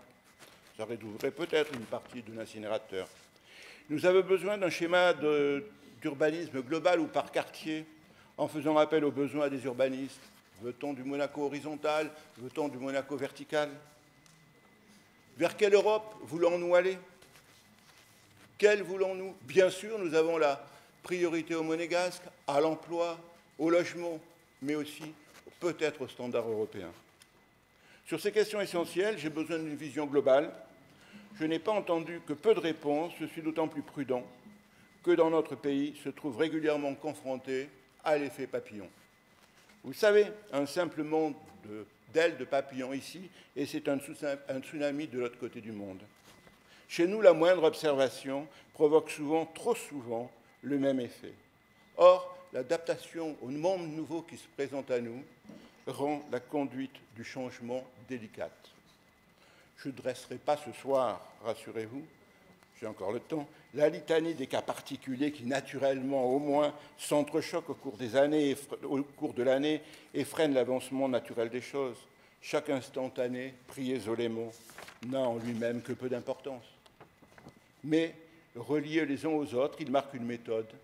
Et vous savez combien je suis attaché à la méthode. Mais qu'on se rassure, je fais mienne la sage parole d'Hegel, le scepticisme est le moteur de l'énergie. Comptez sur moi pour ne pas me contenter de l'écume sur les flots ou la proie pour l'ombre. Ce serait, à mon avis, une méthode dangereuse à terme pour le pays. Je vous remercie. Merci, M. Boëri. La parole est à M. Pasquier. Merci, Monsieur le Président. Notre économie se porte bien. Ce budget primitif 2015 en atteste, ainsi que les chiffres du PIB 2013. Je ne m'attarderai donc pas sur ce budget, sauf pour déplorer, une fois de plus, qu'il ne contient pas toutes les dépenses publiques, comme le stipule la Constitution. Quand les choses vont bien, la tendance est à l'autosatisfaction. C'est bien naturel. La tendance est de ne plus se remettre en question. C'est bien là le danger. Les anglo-saxons, ont un bon mot pour cela. Hubris, ils disent. Je vais vous poser une devinette. Quel est le point commun entre la politique d'attractivité, l'Institut monégasque des statistiques et des études économiques, le télétravail et la migration de notre place financière de l'offshore vers l'onshore? Eh bien, le point commun, c'est que tous ces sujets peu discutés auparavant ont été abordés dans le livre blanc Monaco 2029. Certains de ces sujets ont fait polémique à l'époque, mais ils sont maintenant au centre de notre stratégie économique. C'était en 2009, 5 ans déjà. Il faut se rappeler qu'en 2009, le PIB monégasque a chuté de plus de 10%, que notre budget était en déficit chronique depuis plusieurs années, que la population des résidents était en lent déclin, que nous étions sous une grande pression internationale pour rendre notre système financier plus transparent. Notre FRC se réduisait comme une peau de chagrin. Nous doutions.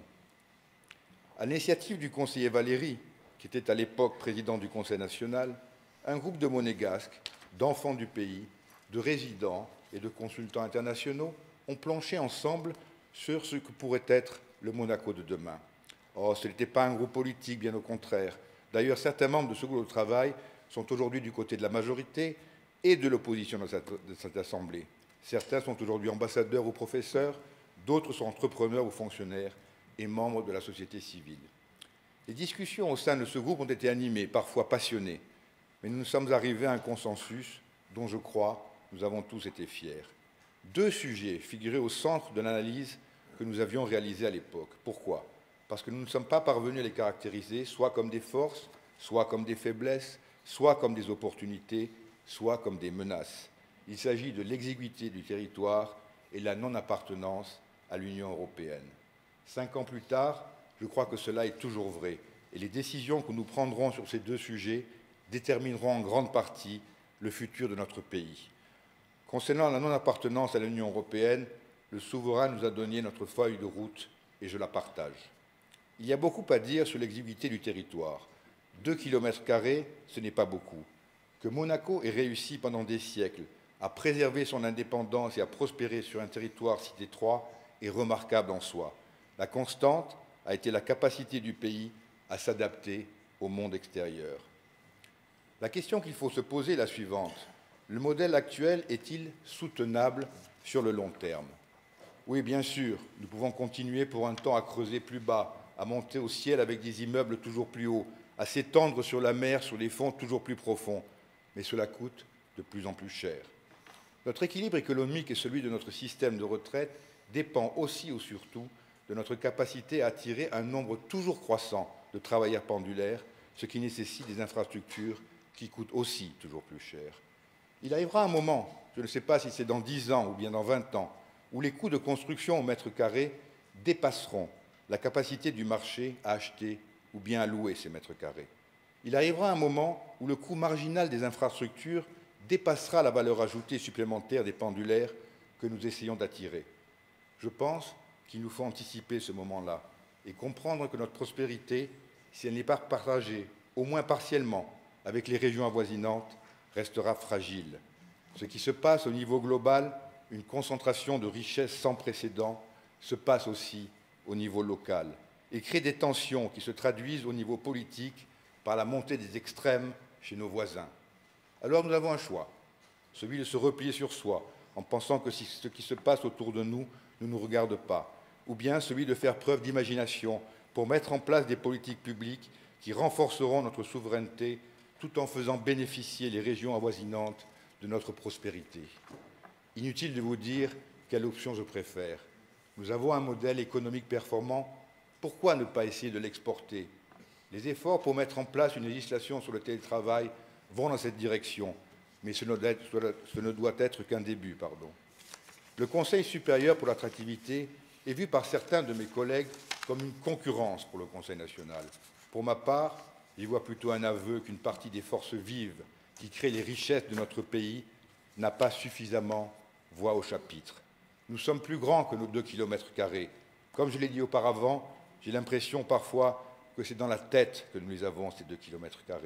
Alors, j'invite le gouvernement et le Conseil national à réfléchir à tout cela, au modèle économique et politique qui nous permettra sur le long terme de pérenniser notre prospérité. Merci, Monsieur le Président. Merci beaucoup. La parole est à Monsieur Barry-Larraud.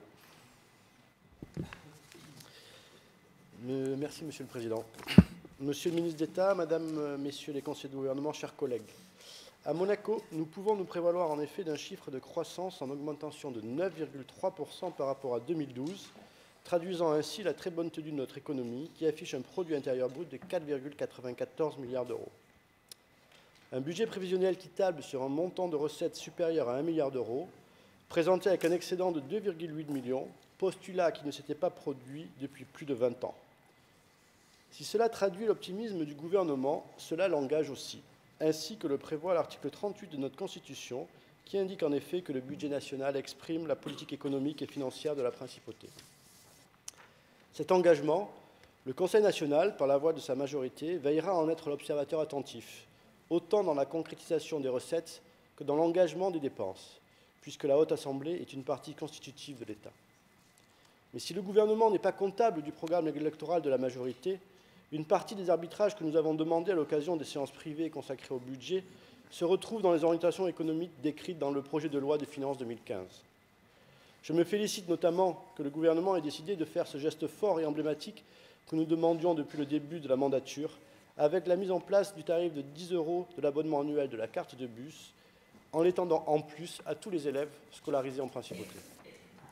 D'autres avancées notables ne se traduisent pas par des inscriptions budgétaires, mais constituent des réalisations ou des succès essentiels, comme la décision prise par le gouvernement de transformer en projet de loi la proposition numéro 212 portant création d'une aide financière de l'État aux prêts étudiants, votée à l'unanimité le 11 juin dernier, ou encore la ratification le 7 octobre dernier à Strasbourg de la Convention de Lanzarote, texte du Conseil de l'Europe sur la protection des enfants contre l'exploitation et les abus sexuels. Certains points, en revanche, ne trouvent pas, à mon sens, de réels motifs de satisfaction, notamment en matière d'infrastructures scolaires. Je veux parler du futur collège Charles III, dont on ne connaît toujours que le lieu d'implantation, ou de la future école primaire de la Condamine, pour laquelle le gouvernement fait montre d'atermoiement en attendant de trouver la destination définitive de cet établissement. Si elle doit venir en complément de l'école de la Russège, elle représente en revanche un besoin concret et urgent.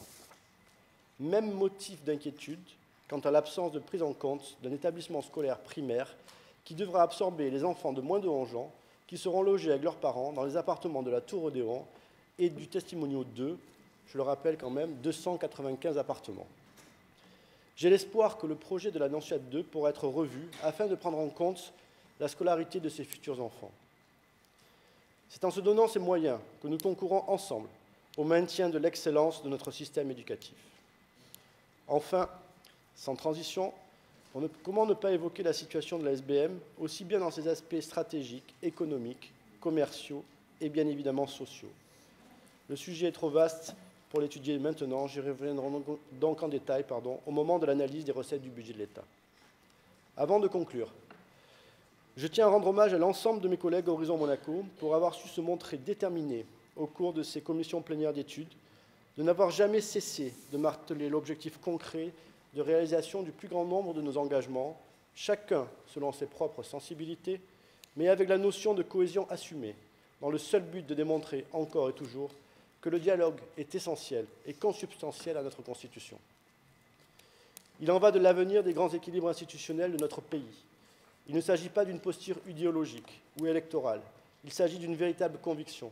C'est l'ADN de notre majorité, de chacun des élus qui la composent. Nous ne voulons pas de l'introduction de l'amendement budgétaire, nous n'en avons pas besoin pour convaincre le gouvernement. Le dialogue entre nos deux institutions dût-il en être musclé. À l'aune d'un éventuel accord d'association avec l'Union européenne, dont nous devons envisager de façon concertée les avantages et les inconvénients, il est impératif de maintenir ce qui nous définit et ce qui nous différencie. Rien ne sert de vouloir singer quelque autre pays que ce soit, quand notre modèle social, notre réussite économique demeurent des exceptions au XXIe siècle. Je vous remercie. Merci beaucoup. La parole est à Madame Rossi. Merci, Monsieur le Président, Monsieur le Ministre, Madame et Messieurs les conseillers du gouvernement, chers collègues. Au moment de débuter l'examen de ce projet de loi du budget primitif 2015, je voudrais ce soir me faire le porte-parole de ces personnes qui ne sont pas dans le secret des dieux, ni n'ont les informations suffisantes pour se réjouir des transformations que l'État entreprend dans notre pays. Je veux parler bien sûr des travaux. Je parlerai de ce qui est le cœur de la ville, à savoir Monte-Carlo, qui se transforme certes pour une valorisation immobilière future, incomparable et formidable, mais dont le commerce subit de plein fouet, ce qui n'est que le début des grandes manœuvres en termes de travaux. Tout se produit en même temps. Le sentiment de trop-plein est déjà bien présent chez tous les résidents.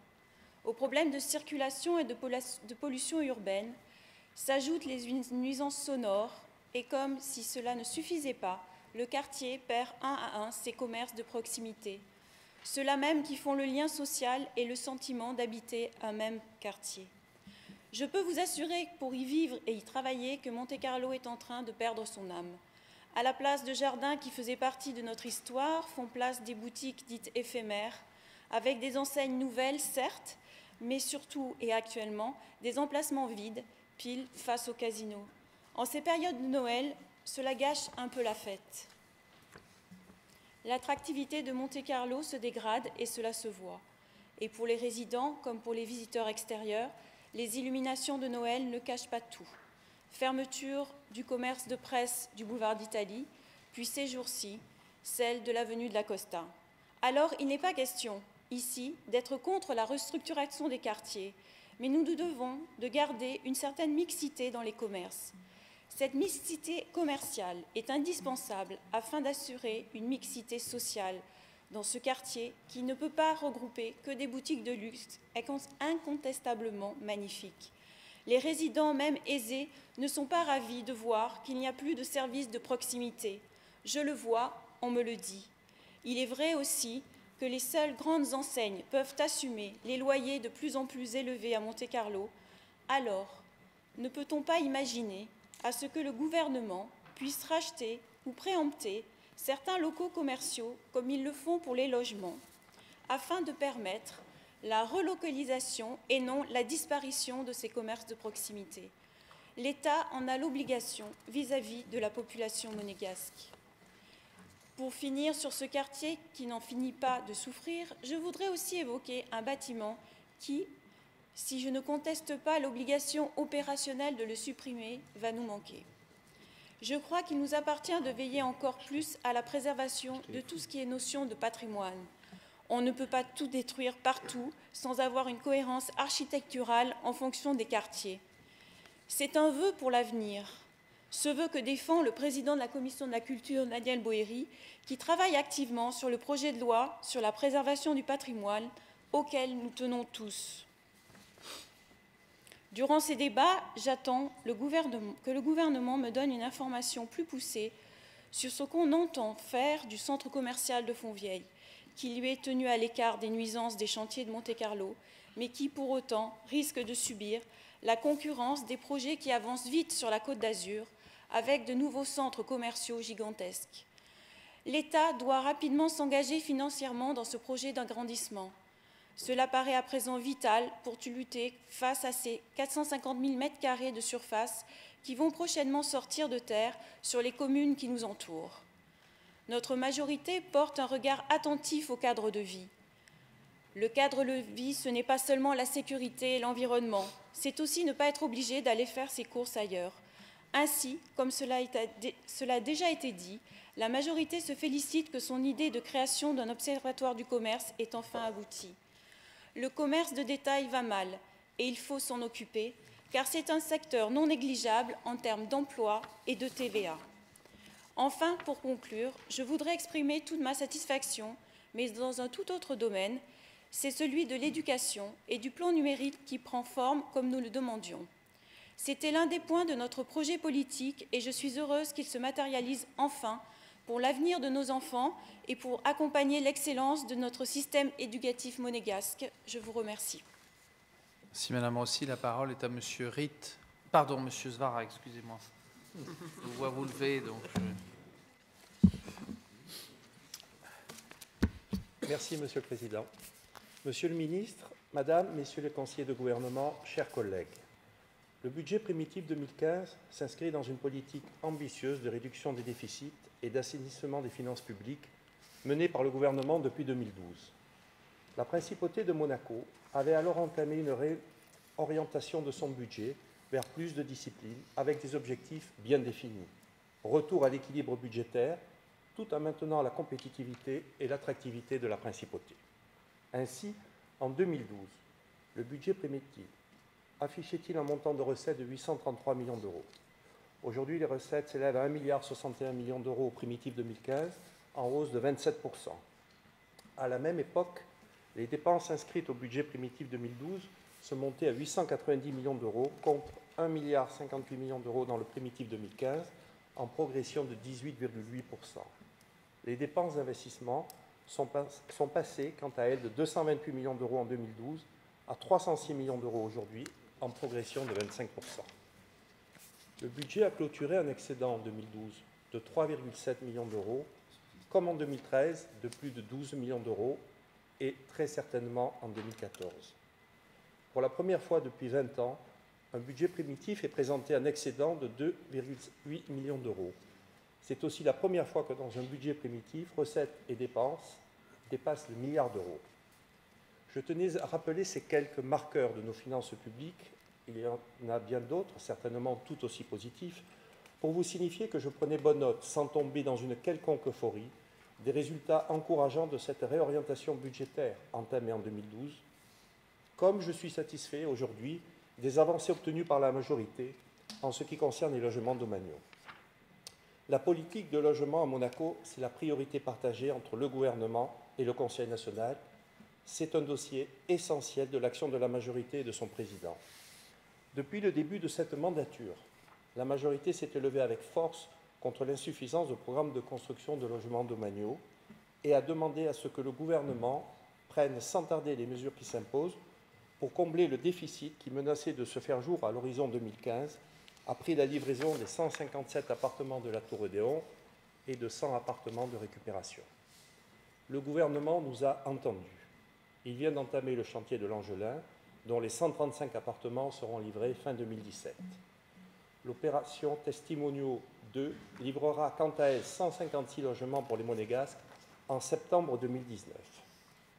Et entre la livraison des appartements de l'Odéon février 2015 et ceux de l'Angelin fin 2017, il y aura non seulement des appartements de restitution, dont je tiens à préciser que leur délai de rénovation a été considérablement réduit, mais également 2 ou 3 petites opérations ponctuelles, comme celle de la Condamine par exemple.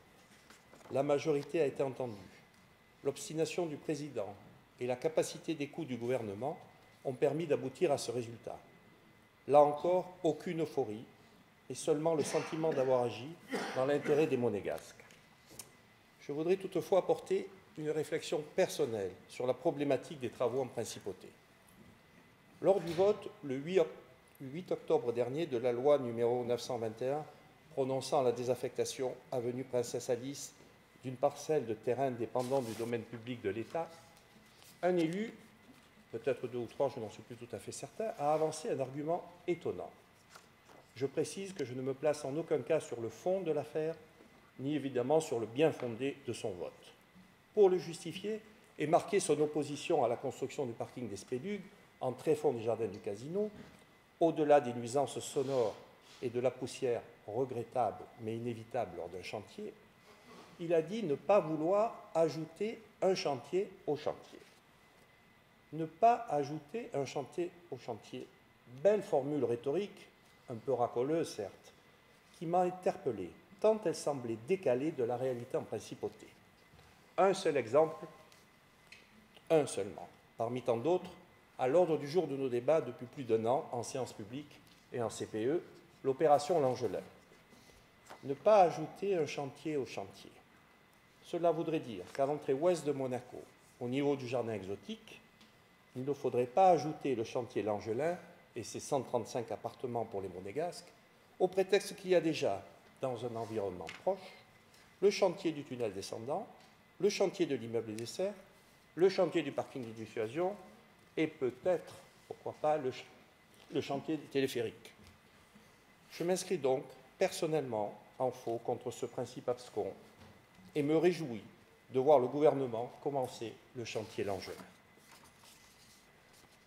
En conclusion, j'attends aussi et surtout des 3 jours de débat qui vont suivre qu'il nous éclaire sur les relations futures de Monaco avec l'Union européenne, sujet importantissime pour la principauté.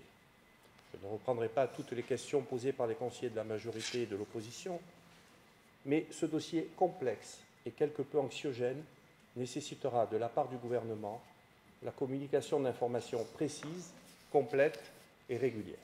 Merci. Merci beaucoup. La parole est au docteur Ritt. Merci.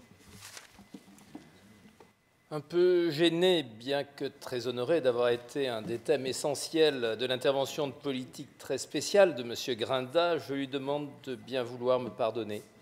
Mais je remettrai à plus tard ma réponse qui sera pédagogique et donnerai ce soir priorité à la politique générale.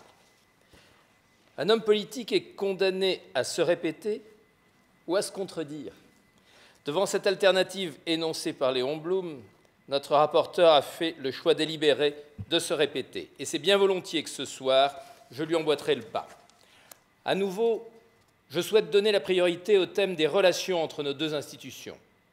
Médiocres à la fin de l'année 2013, elles se sont encore dégradées à l'orée du budget rectificatif 2014, provoquant l'été dernier une déclaration de notre président dans laquelle il stigmatisait, au nom de la majorité, l'attitude du gouvernement à l'égard du Conseil national. Force est d'admettre que, depuis les séances plénières d'études du budget rectificatif, le gouvernement a adopté une attitude plus ouverte, en accédant à certaines demandes fortes de la majorité. Je citerai par exemple les substantielles avancées au niveau des projets de construction de logements domaniaux ou bien la participation d'une représentation du Conseil national à un groupe de travail sur l'extension en mer.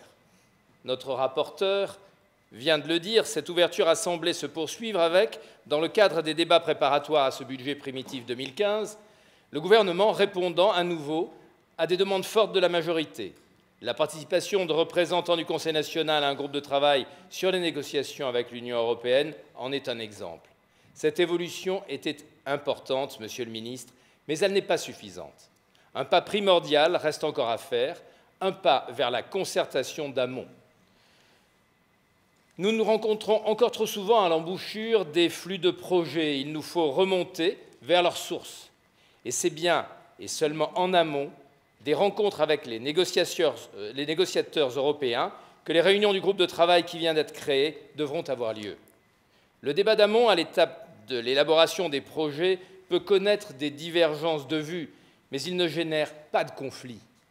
D'ailleurs, si l'on observe le mode opératoire d'un autre conseil, le Conseil stratégique pour l'attractivité, c'est bien à l'amont des projets qu'il est l'interlocuteur du gouvernement. Pourquoi cette différence? C'est vrai. Monsieur le ministre, tout conseil est mauvais quand il est imposé. L'académicien François Ponsard nous apporte une réponse et il me pardonnera d'avoir dénaturé sciemment par un simple C majuscule le sens de sa phrase. Sorte de préface de l'alias budgétaire, le programme gouvernemental d'action ne semble pas s'enthousiasmer pour ce fameux changement de cap de notre économie. Ce changement de cap par lequel le navire Monaco, délaissant les lagunes bientôt asséchées de l'immobilier, tracerait sa route vers les riches océans des activités économiques innovantes à forte valeur ajoutée, peu consommatrices de surface au sol. Quelle amertume pour notre rapporteur qui fut, en 2009, co-auteur du livre blanc Monaco 2029. Ce document était pourtant parfaitement clair au sujet de cet impératif économique vital pour la principauté. Que ce livre blanc soit resté dans le noir est d'autant plus incompréhensible que plusieurs de ses auteurs sont membres de l'actuel Conseil stratégique pour l'attractivité. Attractivité. En entendant ce mot, je suis inéluctablement attiré par le sujet de la mobilité. Ce sujet, souci au présent et cauchemar au futur, risque fort de mettre à mal les stratégiques efforts fournis afin d'améliorer l'attractivité de notre pays. Nous le savons depuis de récentes commissions plénières d'études, les services du gouvernement se penchent très sérieusement sur ce problème. Alors, de grâce, faites encore plus. Faites sans délai appel aux moyens de modélisation et de simulation les plus avant-gardistes, afin de connaître, en matière de circulation, avant qu'ils ne se réalisent, les scénarios du moindre mal, mais aussi ceux du pire. Avec 2 ou 3 ans d'anticipation, il est parfois encore possible de gérer l'impossible. Au-delà de cette application, ces techniques de simulation pourraient avantageusement être mises en œuvre dans l'analyse plus fine d'un des problèmes tabous de notre principauté. Je pense à la croissance spontanée ou dirigée de la proportion de nationaux dans la démographie globale de Monaco, avec toutes les incidences économiques, sociales et politiques que cela comporte. Quant au débat du jour, le budget primitif 2015, je n'en dirai que quelques mots. D'abord parce qu'il serait presque indécent de critiquer en 2014 et dans sa globalité un budget excédentaire. Ensuite, parce que dans quelques instants et pendant 3 longues séances, nous allons l'autopsier, ligne par ligne.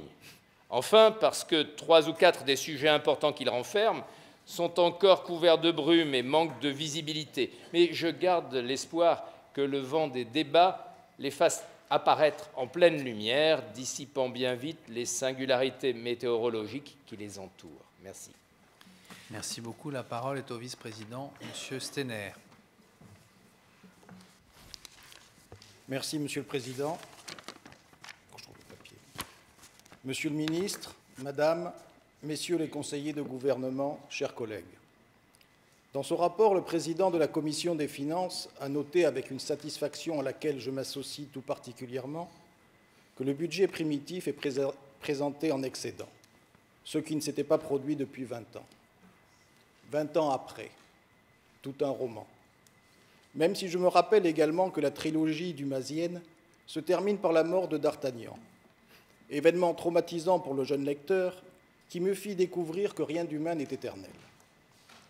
Comme Lucien Gerfagnon, je fus ainsi tôt vacciné contre l'optimisme chronique et ses accès aigus qui parfois vous prennent sans prévenir, donc moins que d'autres exposés aux déceptions et leurs séquelles toujours pénibles, parfois même invalidantes. On n'apprend jamais trop tôt que d'avoir mal nulle part est une aubaine à savourer ou que les tartines tombent normalement côté beurre. Ainsi ai-je acquis très jeune une certitude.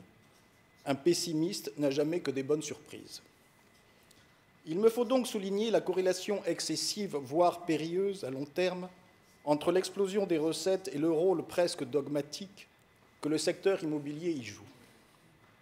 Suivant donc les préceptes de notre rapporteur et le modèle gouvernemental, je ne me contradirai point, mais je me répéterai sous une autre forme. Lors du budget rectificatif, j'évoquais le syndrome hollandais et ses conséquences. Je vous inviterai à voyager cette fois du côté de l'Espagne du XVIe siècle en évoquant le bullionisme et les effets pervers qu'il eut sur ce royaume.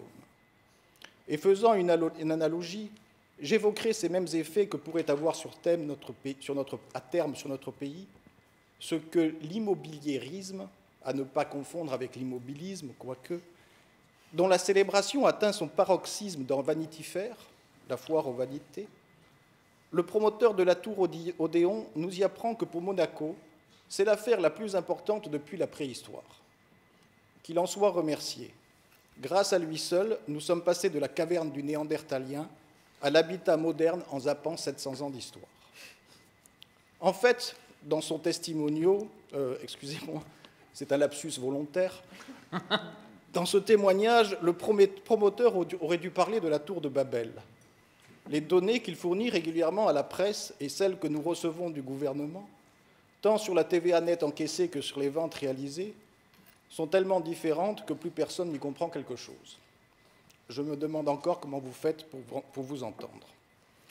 Mais revenons à la manne immobilière. Le rapport de la Commission des finances a rappelé que notre économie reste portée par l'immobilier, tant au niveau de la TVA que des transactions juridiques. En fait, il est en très grande partie les raisons de notre excédent budgétaire, excédent qui devra contribuer à financer l'ambitieux programme prévisionnel des investissements en équipement public à réaliser au cours des années 2015, 2016, 2017, le triennal. Or, le coût global des opérations de ces derniers s'établit à 3,8 milliards d'euros. Les crédits d'engagement prévus au programme précédent s'établissaient, eux, à 2,9 milliards d'euros, soit une augmentation de plus de 30% en un an, en rappelant que la croissance du PIB sur l'année 2013 était, elle, de 9,3%. Les chiffres parlent d'eux-mêmes, je ne les interpréterai pas, mais le Conseil national doit rester vigilant. La récente chute des cours du pétrole montre les difficultés que peuvent rencontrer les économies des pays dont l'économie reste trop tributaire d'un secteur d'activité spécifique. La facilité d'une économie basée sur la rente reste conduite par le court-termisme, propre à nos sociétés occidentales, et elles en oublient rapidement la diversification et le long terme. Elles deviennent frileuses, réfractaires à l'innovation, mais surtout elles oublient d'oser bien au chaud dans le conformisme ambiant. Pourtant, nous ne pouvons oublier que François Blanc créa la Société des bains de mer à Monaco, parce qu'en France et en Italie, c'était interdit. Et que si elle a connu le succès que l'on sait, c'est parce que la principauté a osé. Pouvons-nous oublier que l'exploitation exponentielle, simultanée et massive d'une ressource naturelle, pour nous les terrains à construire et les chantiers, conduit à une dégradation de l'environnement et à une baisse de la qualité de vie? La qualité de vie est un élément essentiel de notre attractivité et c'est un ensemble qui ne se mesure pas à l'aune de publi-reportages, mais qui se vit tout simplement. Merci. Merci beaucoup, Monsieur le Vice-président. Monsieur le Ministre, Madame, Messieurs les conseillers de gouvernement, chers collègues, je vais dire quelques mots et dans cette soirée exceptionnelle, marquée, nous l'avons dit, Monsieur le Ministre et moi-même, marquée par la naissance des enfants princiers, mais nous sommes très heureux ce soir, mais nous continuons notre travail dans le cadre du budget primitif. Ce deuxième budget primitif de notre législature est le premier présenté en excédent depuis plus de 15 ans et nous travaillerons ensemble avec le gouvernement pour que la clôture de cet exercice, elle aussi, soit meilleure qu'attendue. Pour les 3 soirées qui viennent, nous aurons à cœur de défendre, comme législateur, un budget cohérent, répondant à ces principes fondamentaux dans l'intérêt général de la principauté. Je voudrais tout d'abord relever que le budget primitif 2015 est dans la continuité naturelle du budget rectificatif voté par le Conseil national en octobre dernier. Celui-ci a été le budget le plus rectifié de l'histoire récente. Il a acté des engagements fermes et pris publiquement par le gouvernement. Le budget primitif marque les effets de ce rééquilibrage institutionnel visant à rendre au Conseil national sa place incontournable de courroie de transmission et de contrepoint institutionnel. Je voudrais vous le dire publiquement ce soir, Monsieur le Ministre, le gouvernement que vous dirigez ne travaille pas mieux avec un Conseil national faible. La Haute Assemblée est donc en train de reprendre sa place au cœur du dialogue institutionnel alors que se profilent des enjeux majeurs, tant sur le plan extérieur avec les négociations avec l'Union européenne que sur le plan intérieur avec des chantiers d'une exceptionnelle dimension. Afin que ce rééquilibrage s'inscrive dans le temps, il nous paraît indispensable qu'il aille de pair avec un retour aux fondamentaux budgétaires. En effet, nous savons tous ici que la gestion d'un État ne peut obéir aux mêmes règles et aux mêmes principes que la gestion d'une entreprise privée, même si les deux doivent suivre ces mêmes règles de bon sens. L'État doit garantir à tout moment et en toutes circonstances l'intérêt général. Dans cette optique, une meilleure lisibilité des comptes publics doit prévaloir, celle de l'orthodoxie budgétaire. Il est beaucoup plus facile de compliquer les choses que de les simplifier, surtout et y compris dans cette matière délicate, mais ô combien politique, qu'est la technique budgétaire. Ainsi, pour aller dans ce sens, nous serons toujours plus attentifs et vigilants à ce que le budget ne fasse pas d'opérations dédiées au fonds de réserve constitutionnel et vice-versa. Nous saluons à ce titre la décision du gouvernement d'avoir annulé la sortie du budget des actions de la SBM vers le fonds de réserve constitutionnel, ce qui avait pour effet de brouiller un peu plus la lecture et le suivi des titres rendus inaliénables par la loi de 1966 dans le contexte politique dont chacun se souvient. Dans cet esprit également, la majorité du Conseil national redéposera la proposition de loi sur l'encadrement des reports de crédit.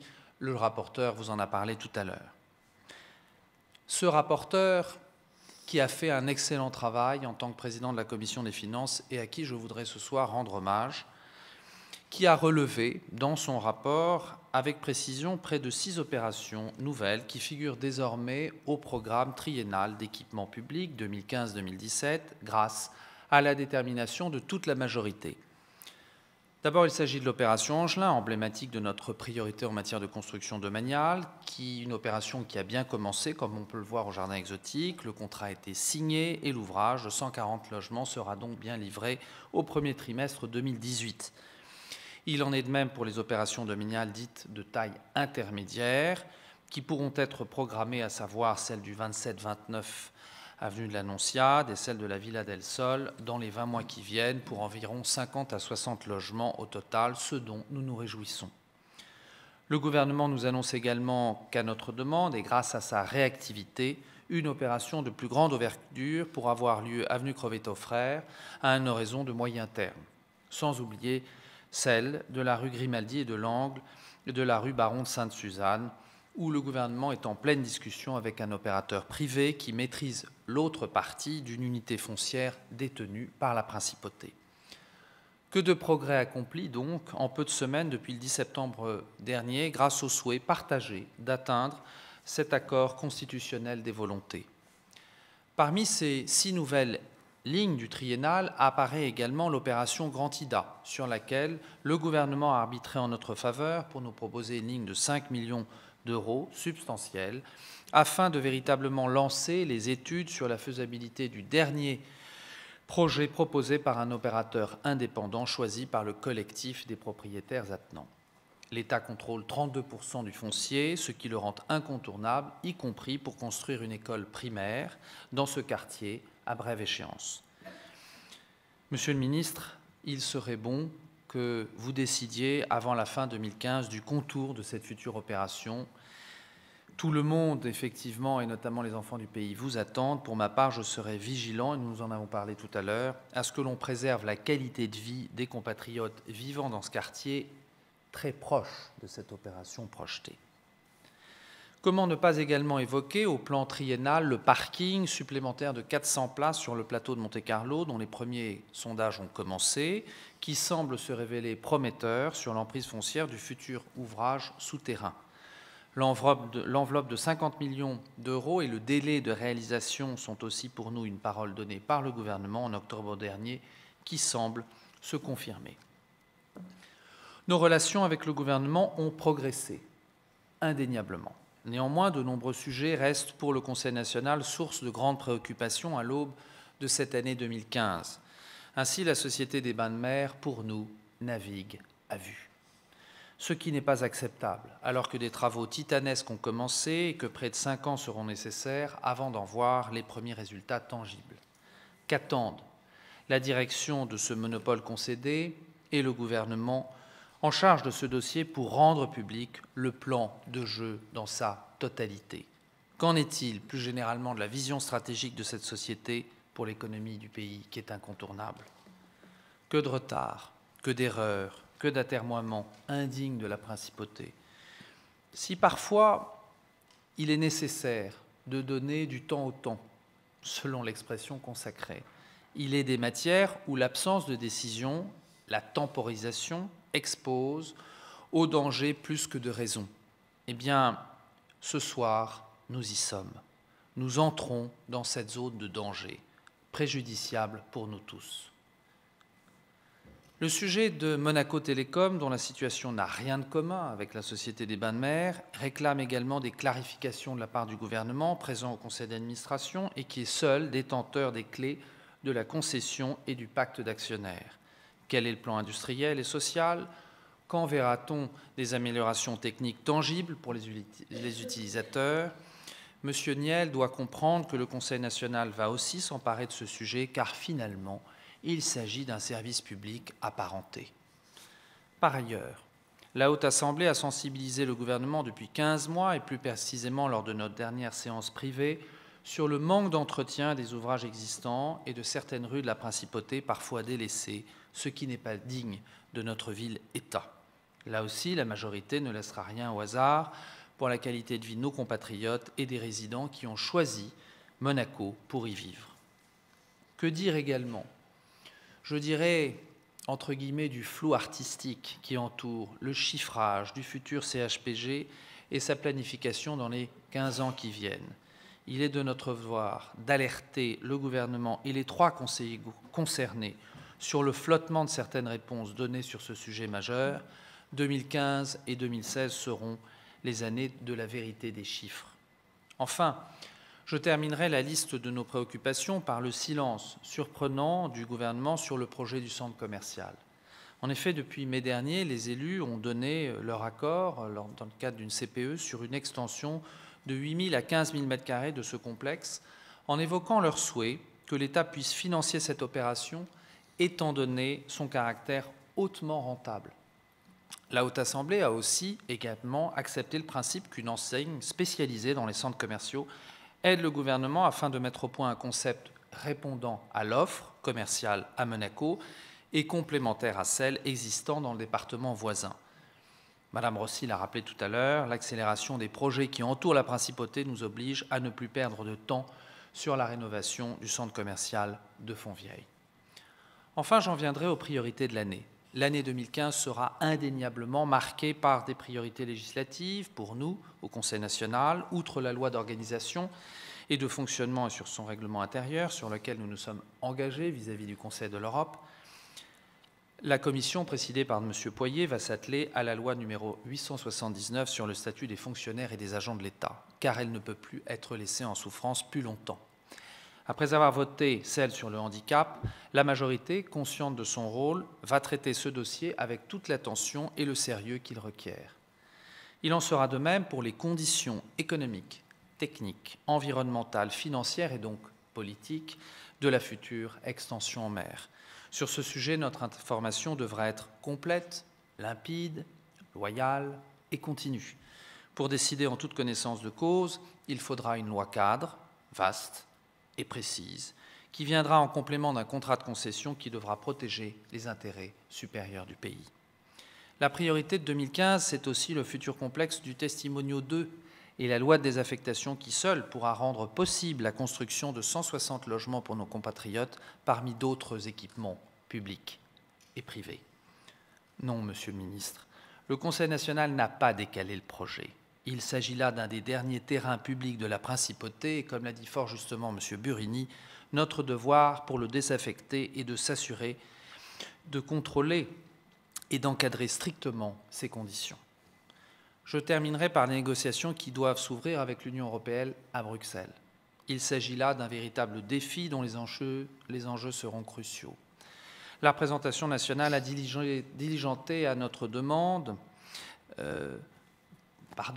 elle a pris acte que vous avez, à notre demande, diligenté une étude d'impact, dont les conclusions seront scrutées à la loupe par nous, les élus, et d'autre part que le Conseil national sera associé à la stratégie en amont de ces négociations. La Haute Assemblée, à la place qui est la sienne dans la Constitution, jouera tout son rôle, y compris au Parlement européen à Strasbourg et, le cas échéant, à Bruxelles, pendant le temps des discussions. Il nous faudra être préparés en étant au fait des dossiers, en étant avant tout vigilants, c'est-à-dire ni frileux, ni eurobéats, comme certains élus ultra-minoritaires ici. Pour moi, le principe est clair. Nous n'allons pas à Bruxelles la tête basse. Nous n'avons rien à nous reprocher. Nous devons expliquer, pas nous justifier. Cet état d'esprit comptera dans la façon dont nous serons tous perçus par nos interlocuteurs et donc respectés dans ce que nous sommes. C'est l'Union européenne qui est demandeur. Le Conseil national doit être en plus, comme l'a très bien souligné Marc Burini, un relais entre les forces vives du pays pour protéger nos particularismes et soutenir nos convergences d'intérêts avec la France dans le cadre de notre communauté de destin. Enfin, pour conclure, je voudrais ce soir m'adresser aux élus de la majorité qui composent cette Assemblée autour de moi.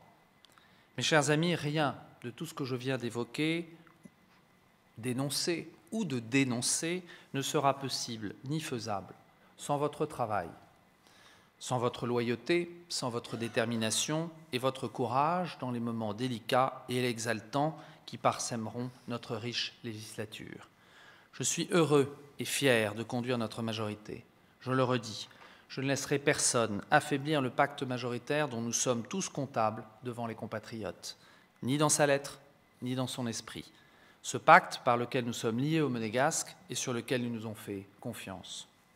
Quand notre majorité s'est construite, ce n'était pas pour faire le contraire de ce sur quoi nous avons été élus. Quand on siège ici, à la Haute Assemblée, cela nous oblige au sens du devoir envers les Monégasques, au respect de nos engagements personnels et politiques, à la cohérence, à la constance, au don de soi qui, seuls, nous permettront de nous dépasser pour servir Monaco, la principauté et nos compatriotes. Car c'est bien à eux et au pays qu'il nous faut penser ce soir et de façon générale pour chacune de nos décisions. Je vous remercie. S'il n'y a pas d'autres prises de parole, Monsieur le Ministre, mes chers collègues, nous allons nous restaurer et nous reprendrons la séance tout à l'heure. Merci beaucoup.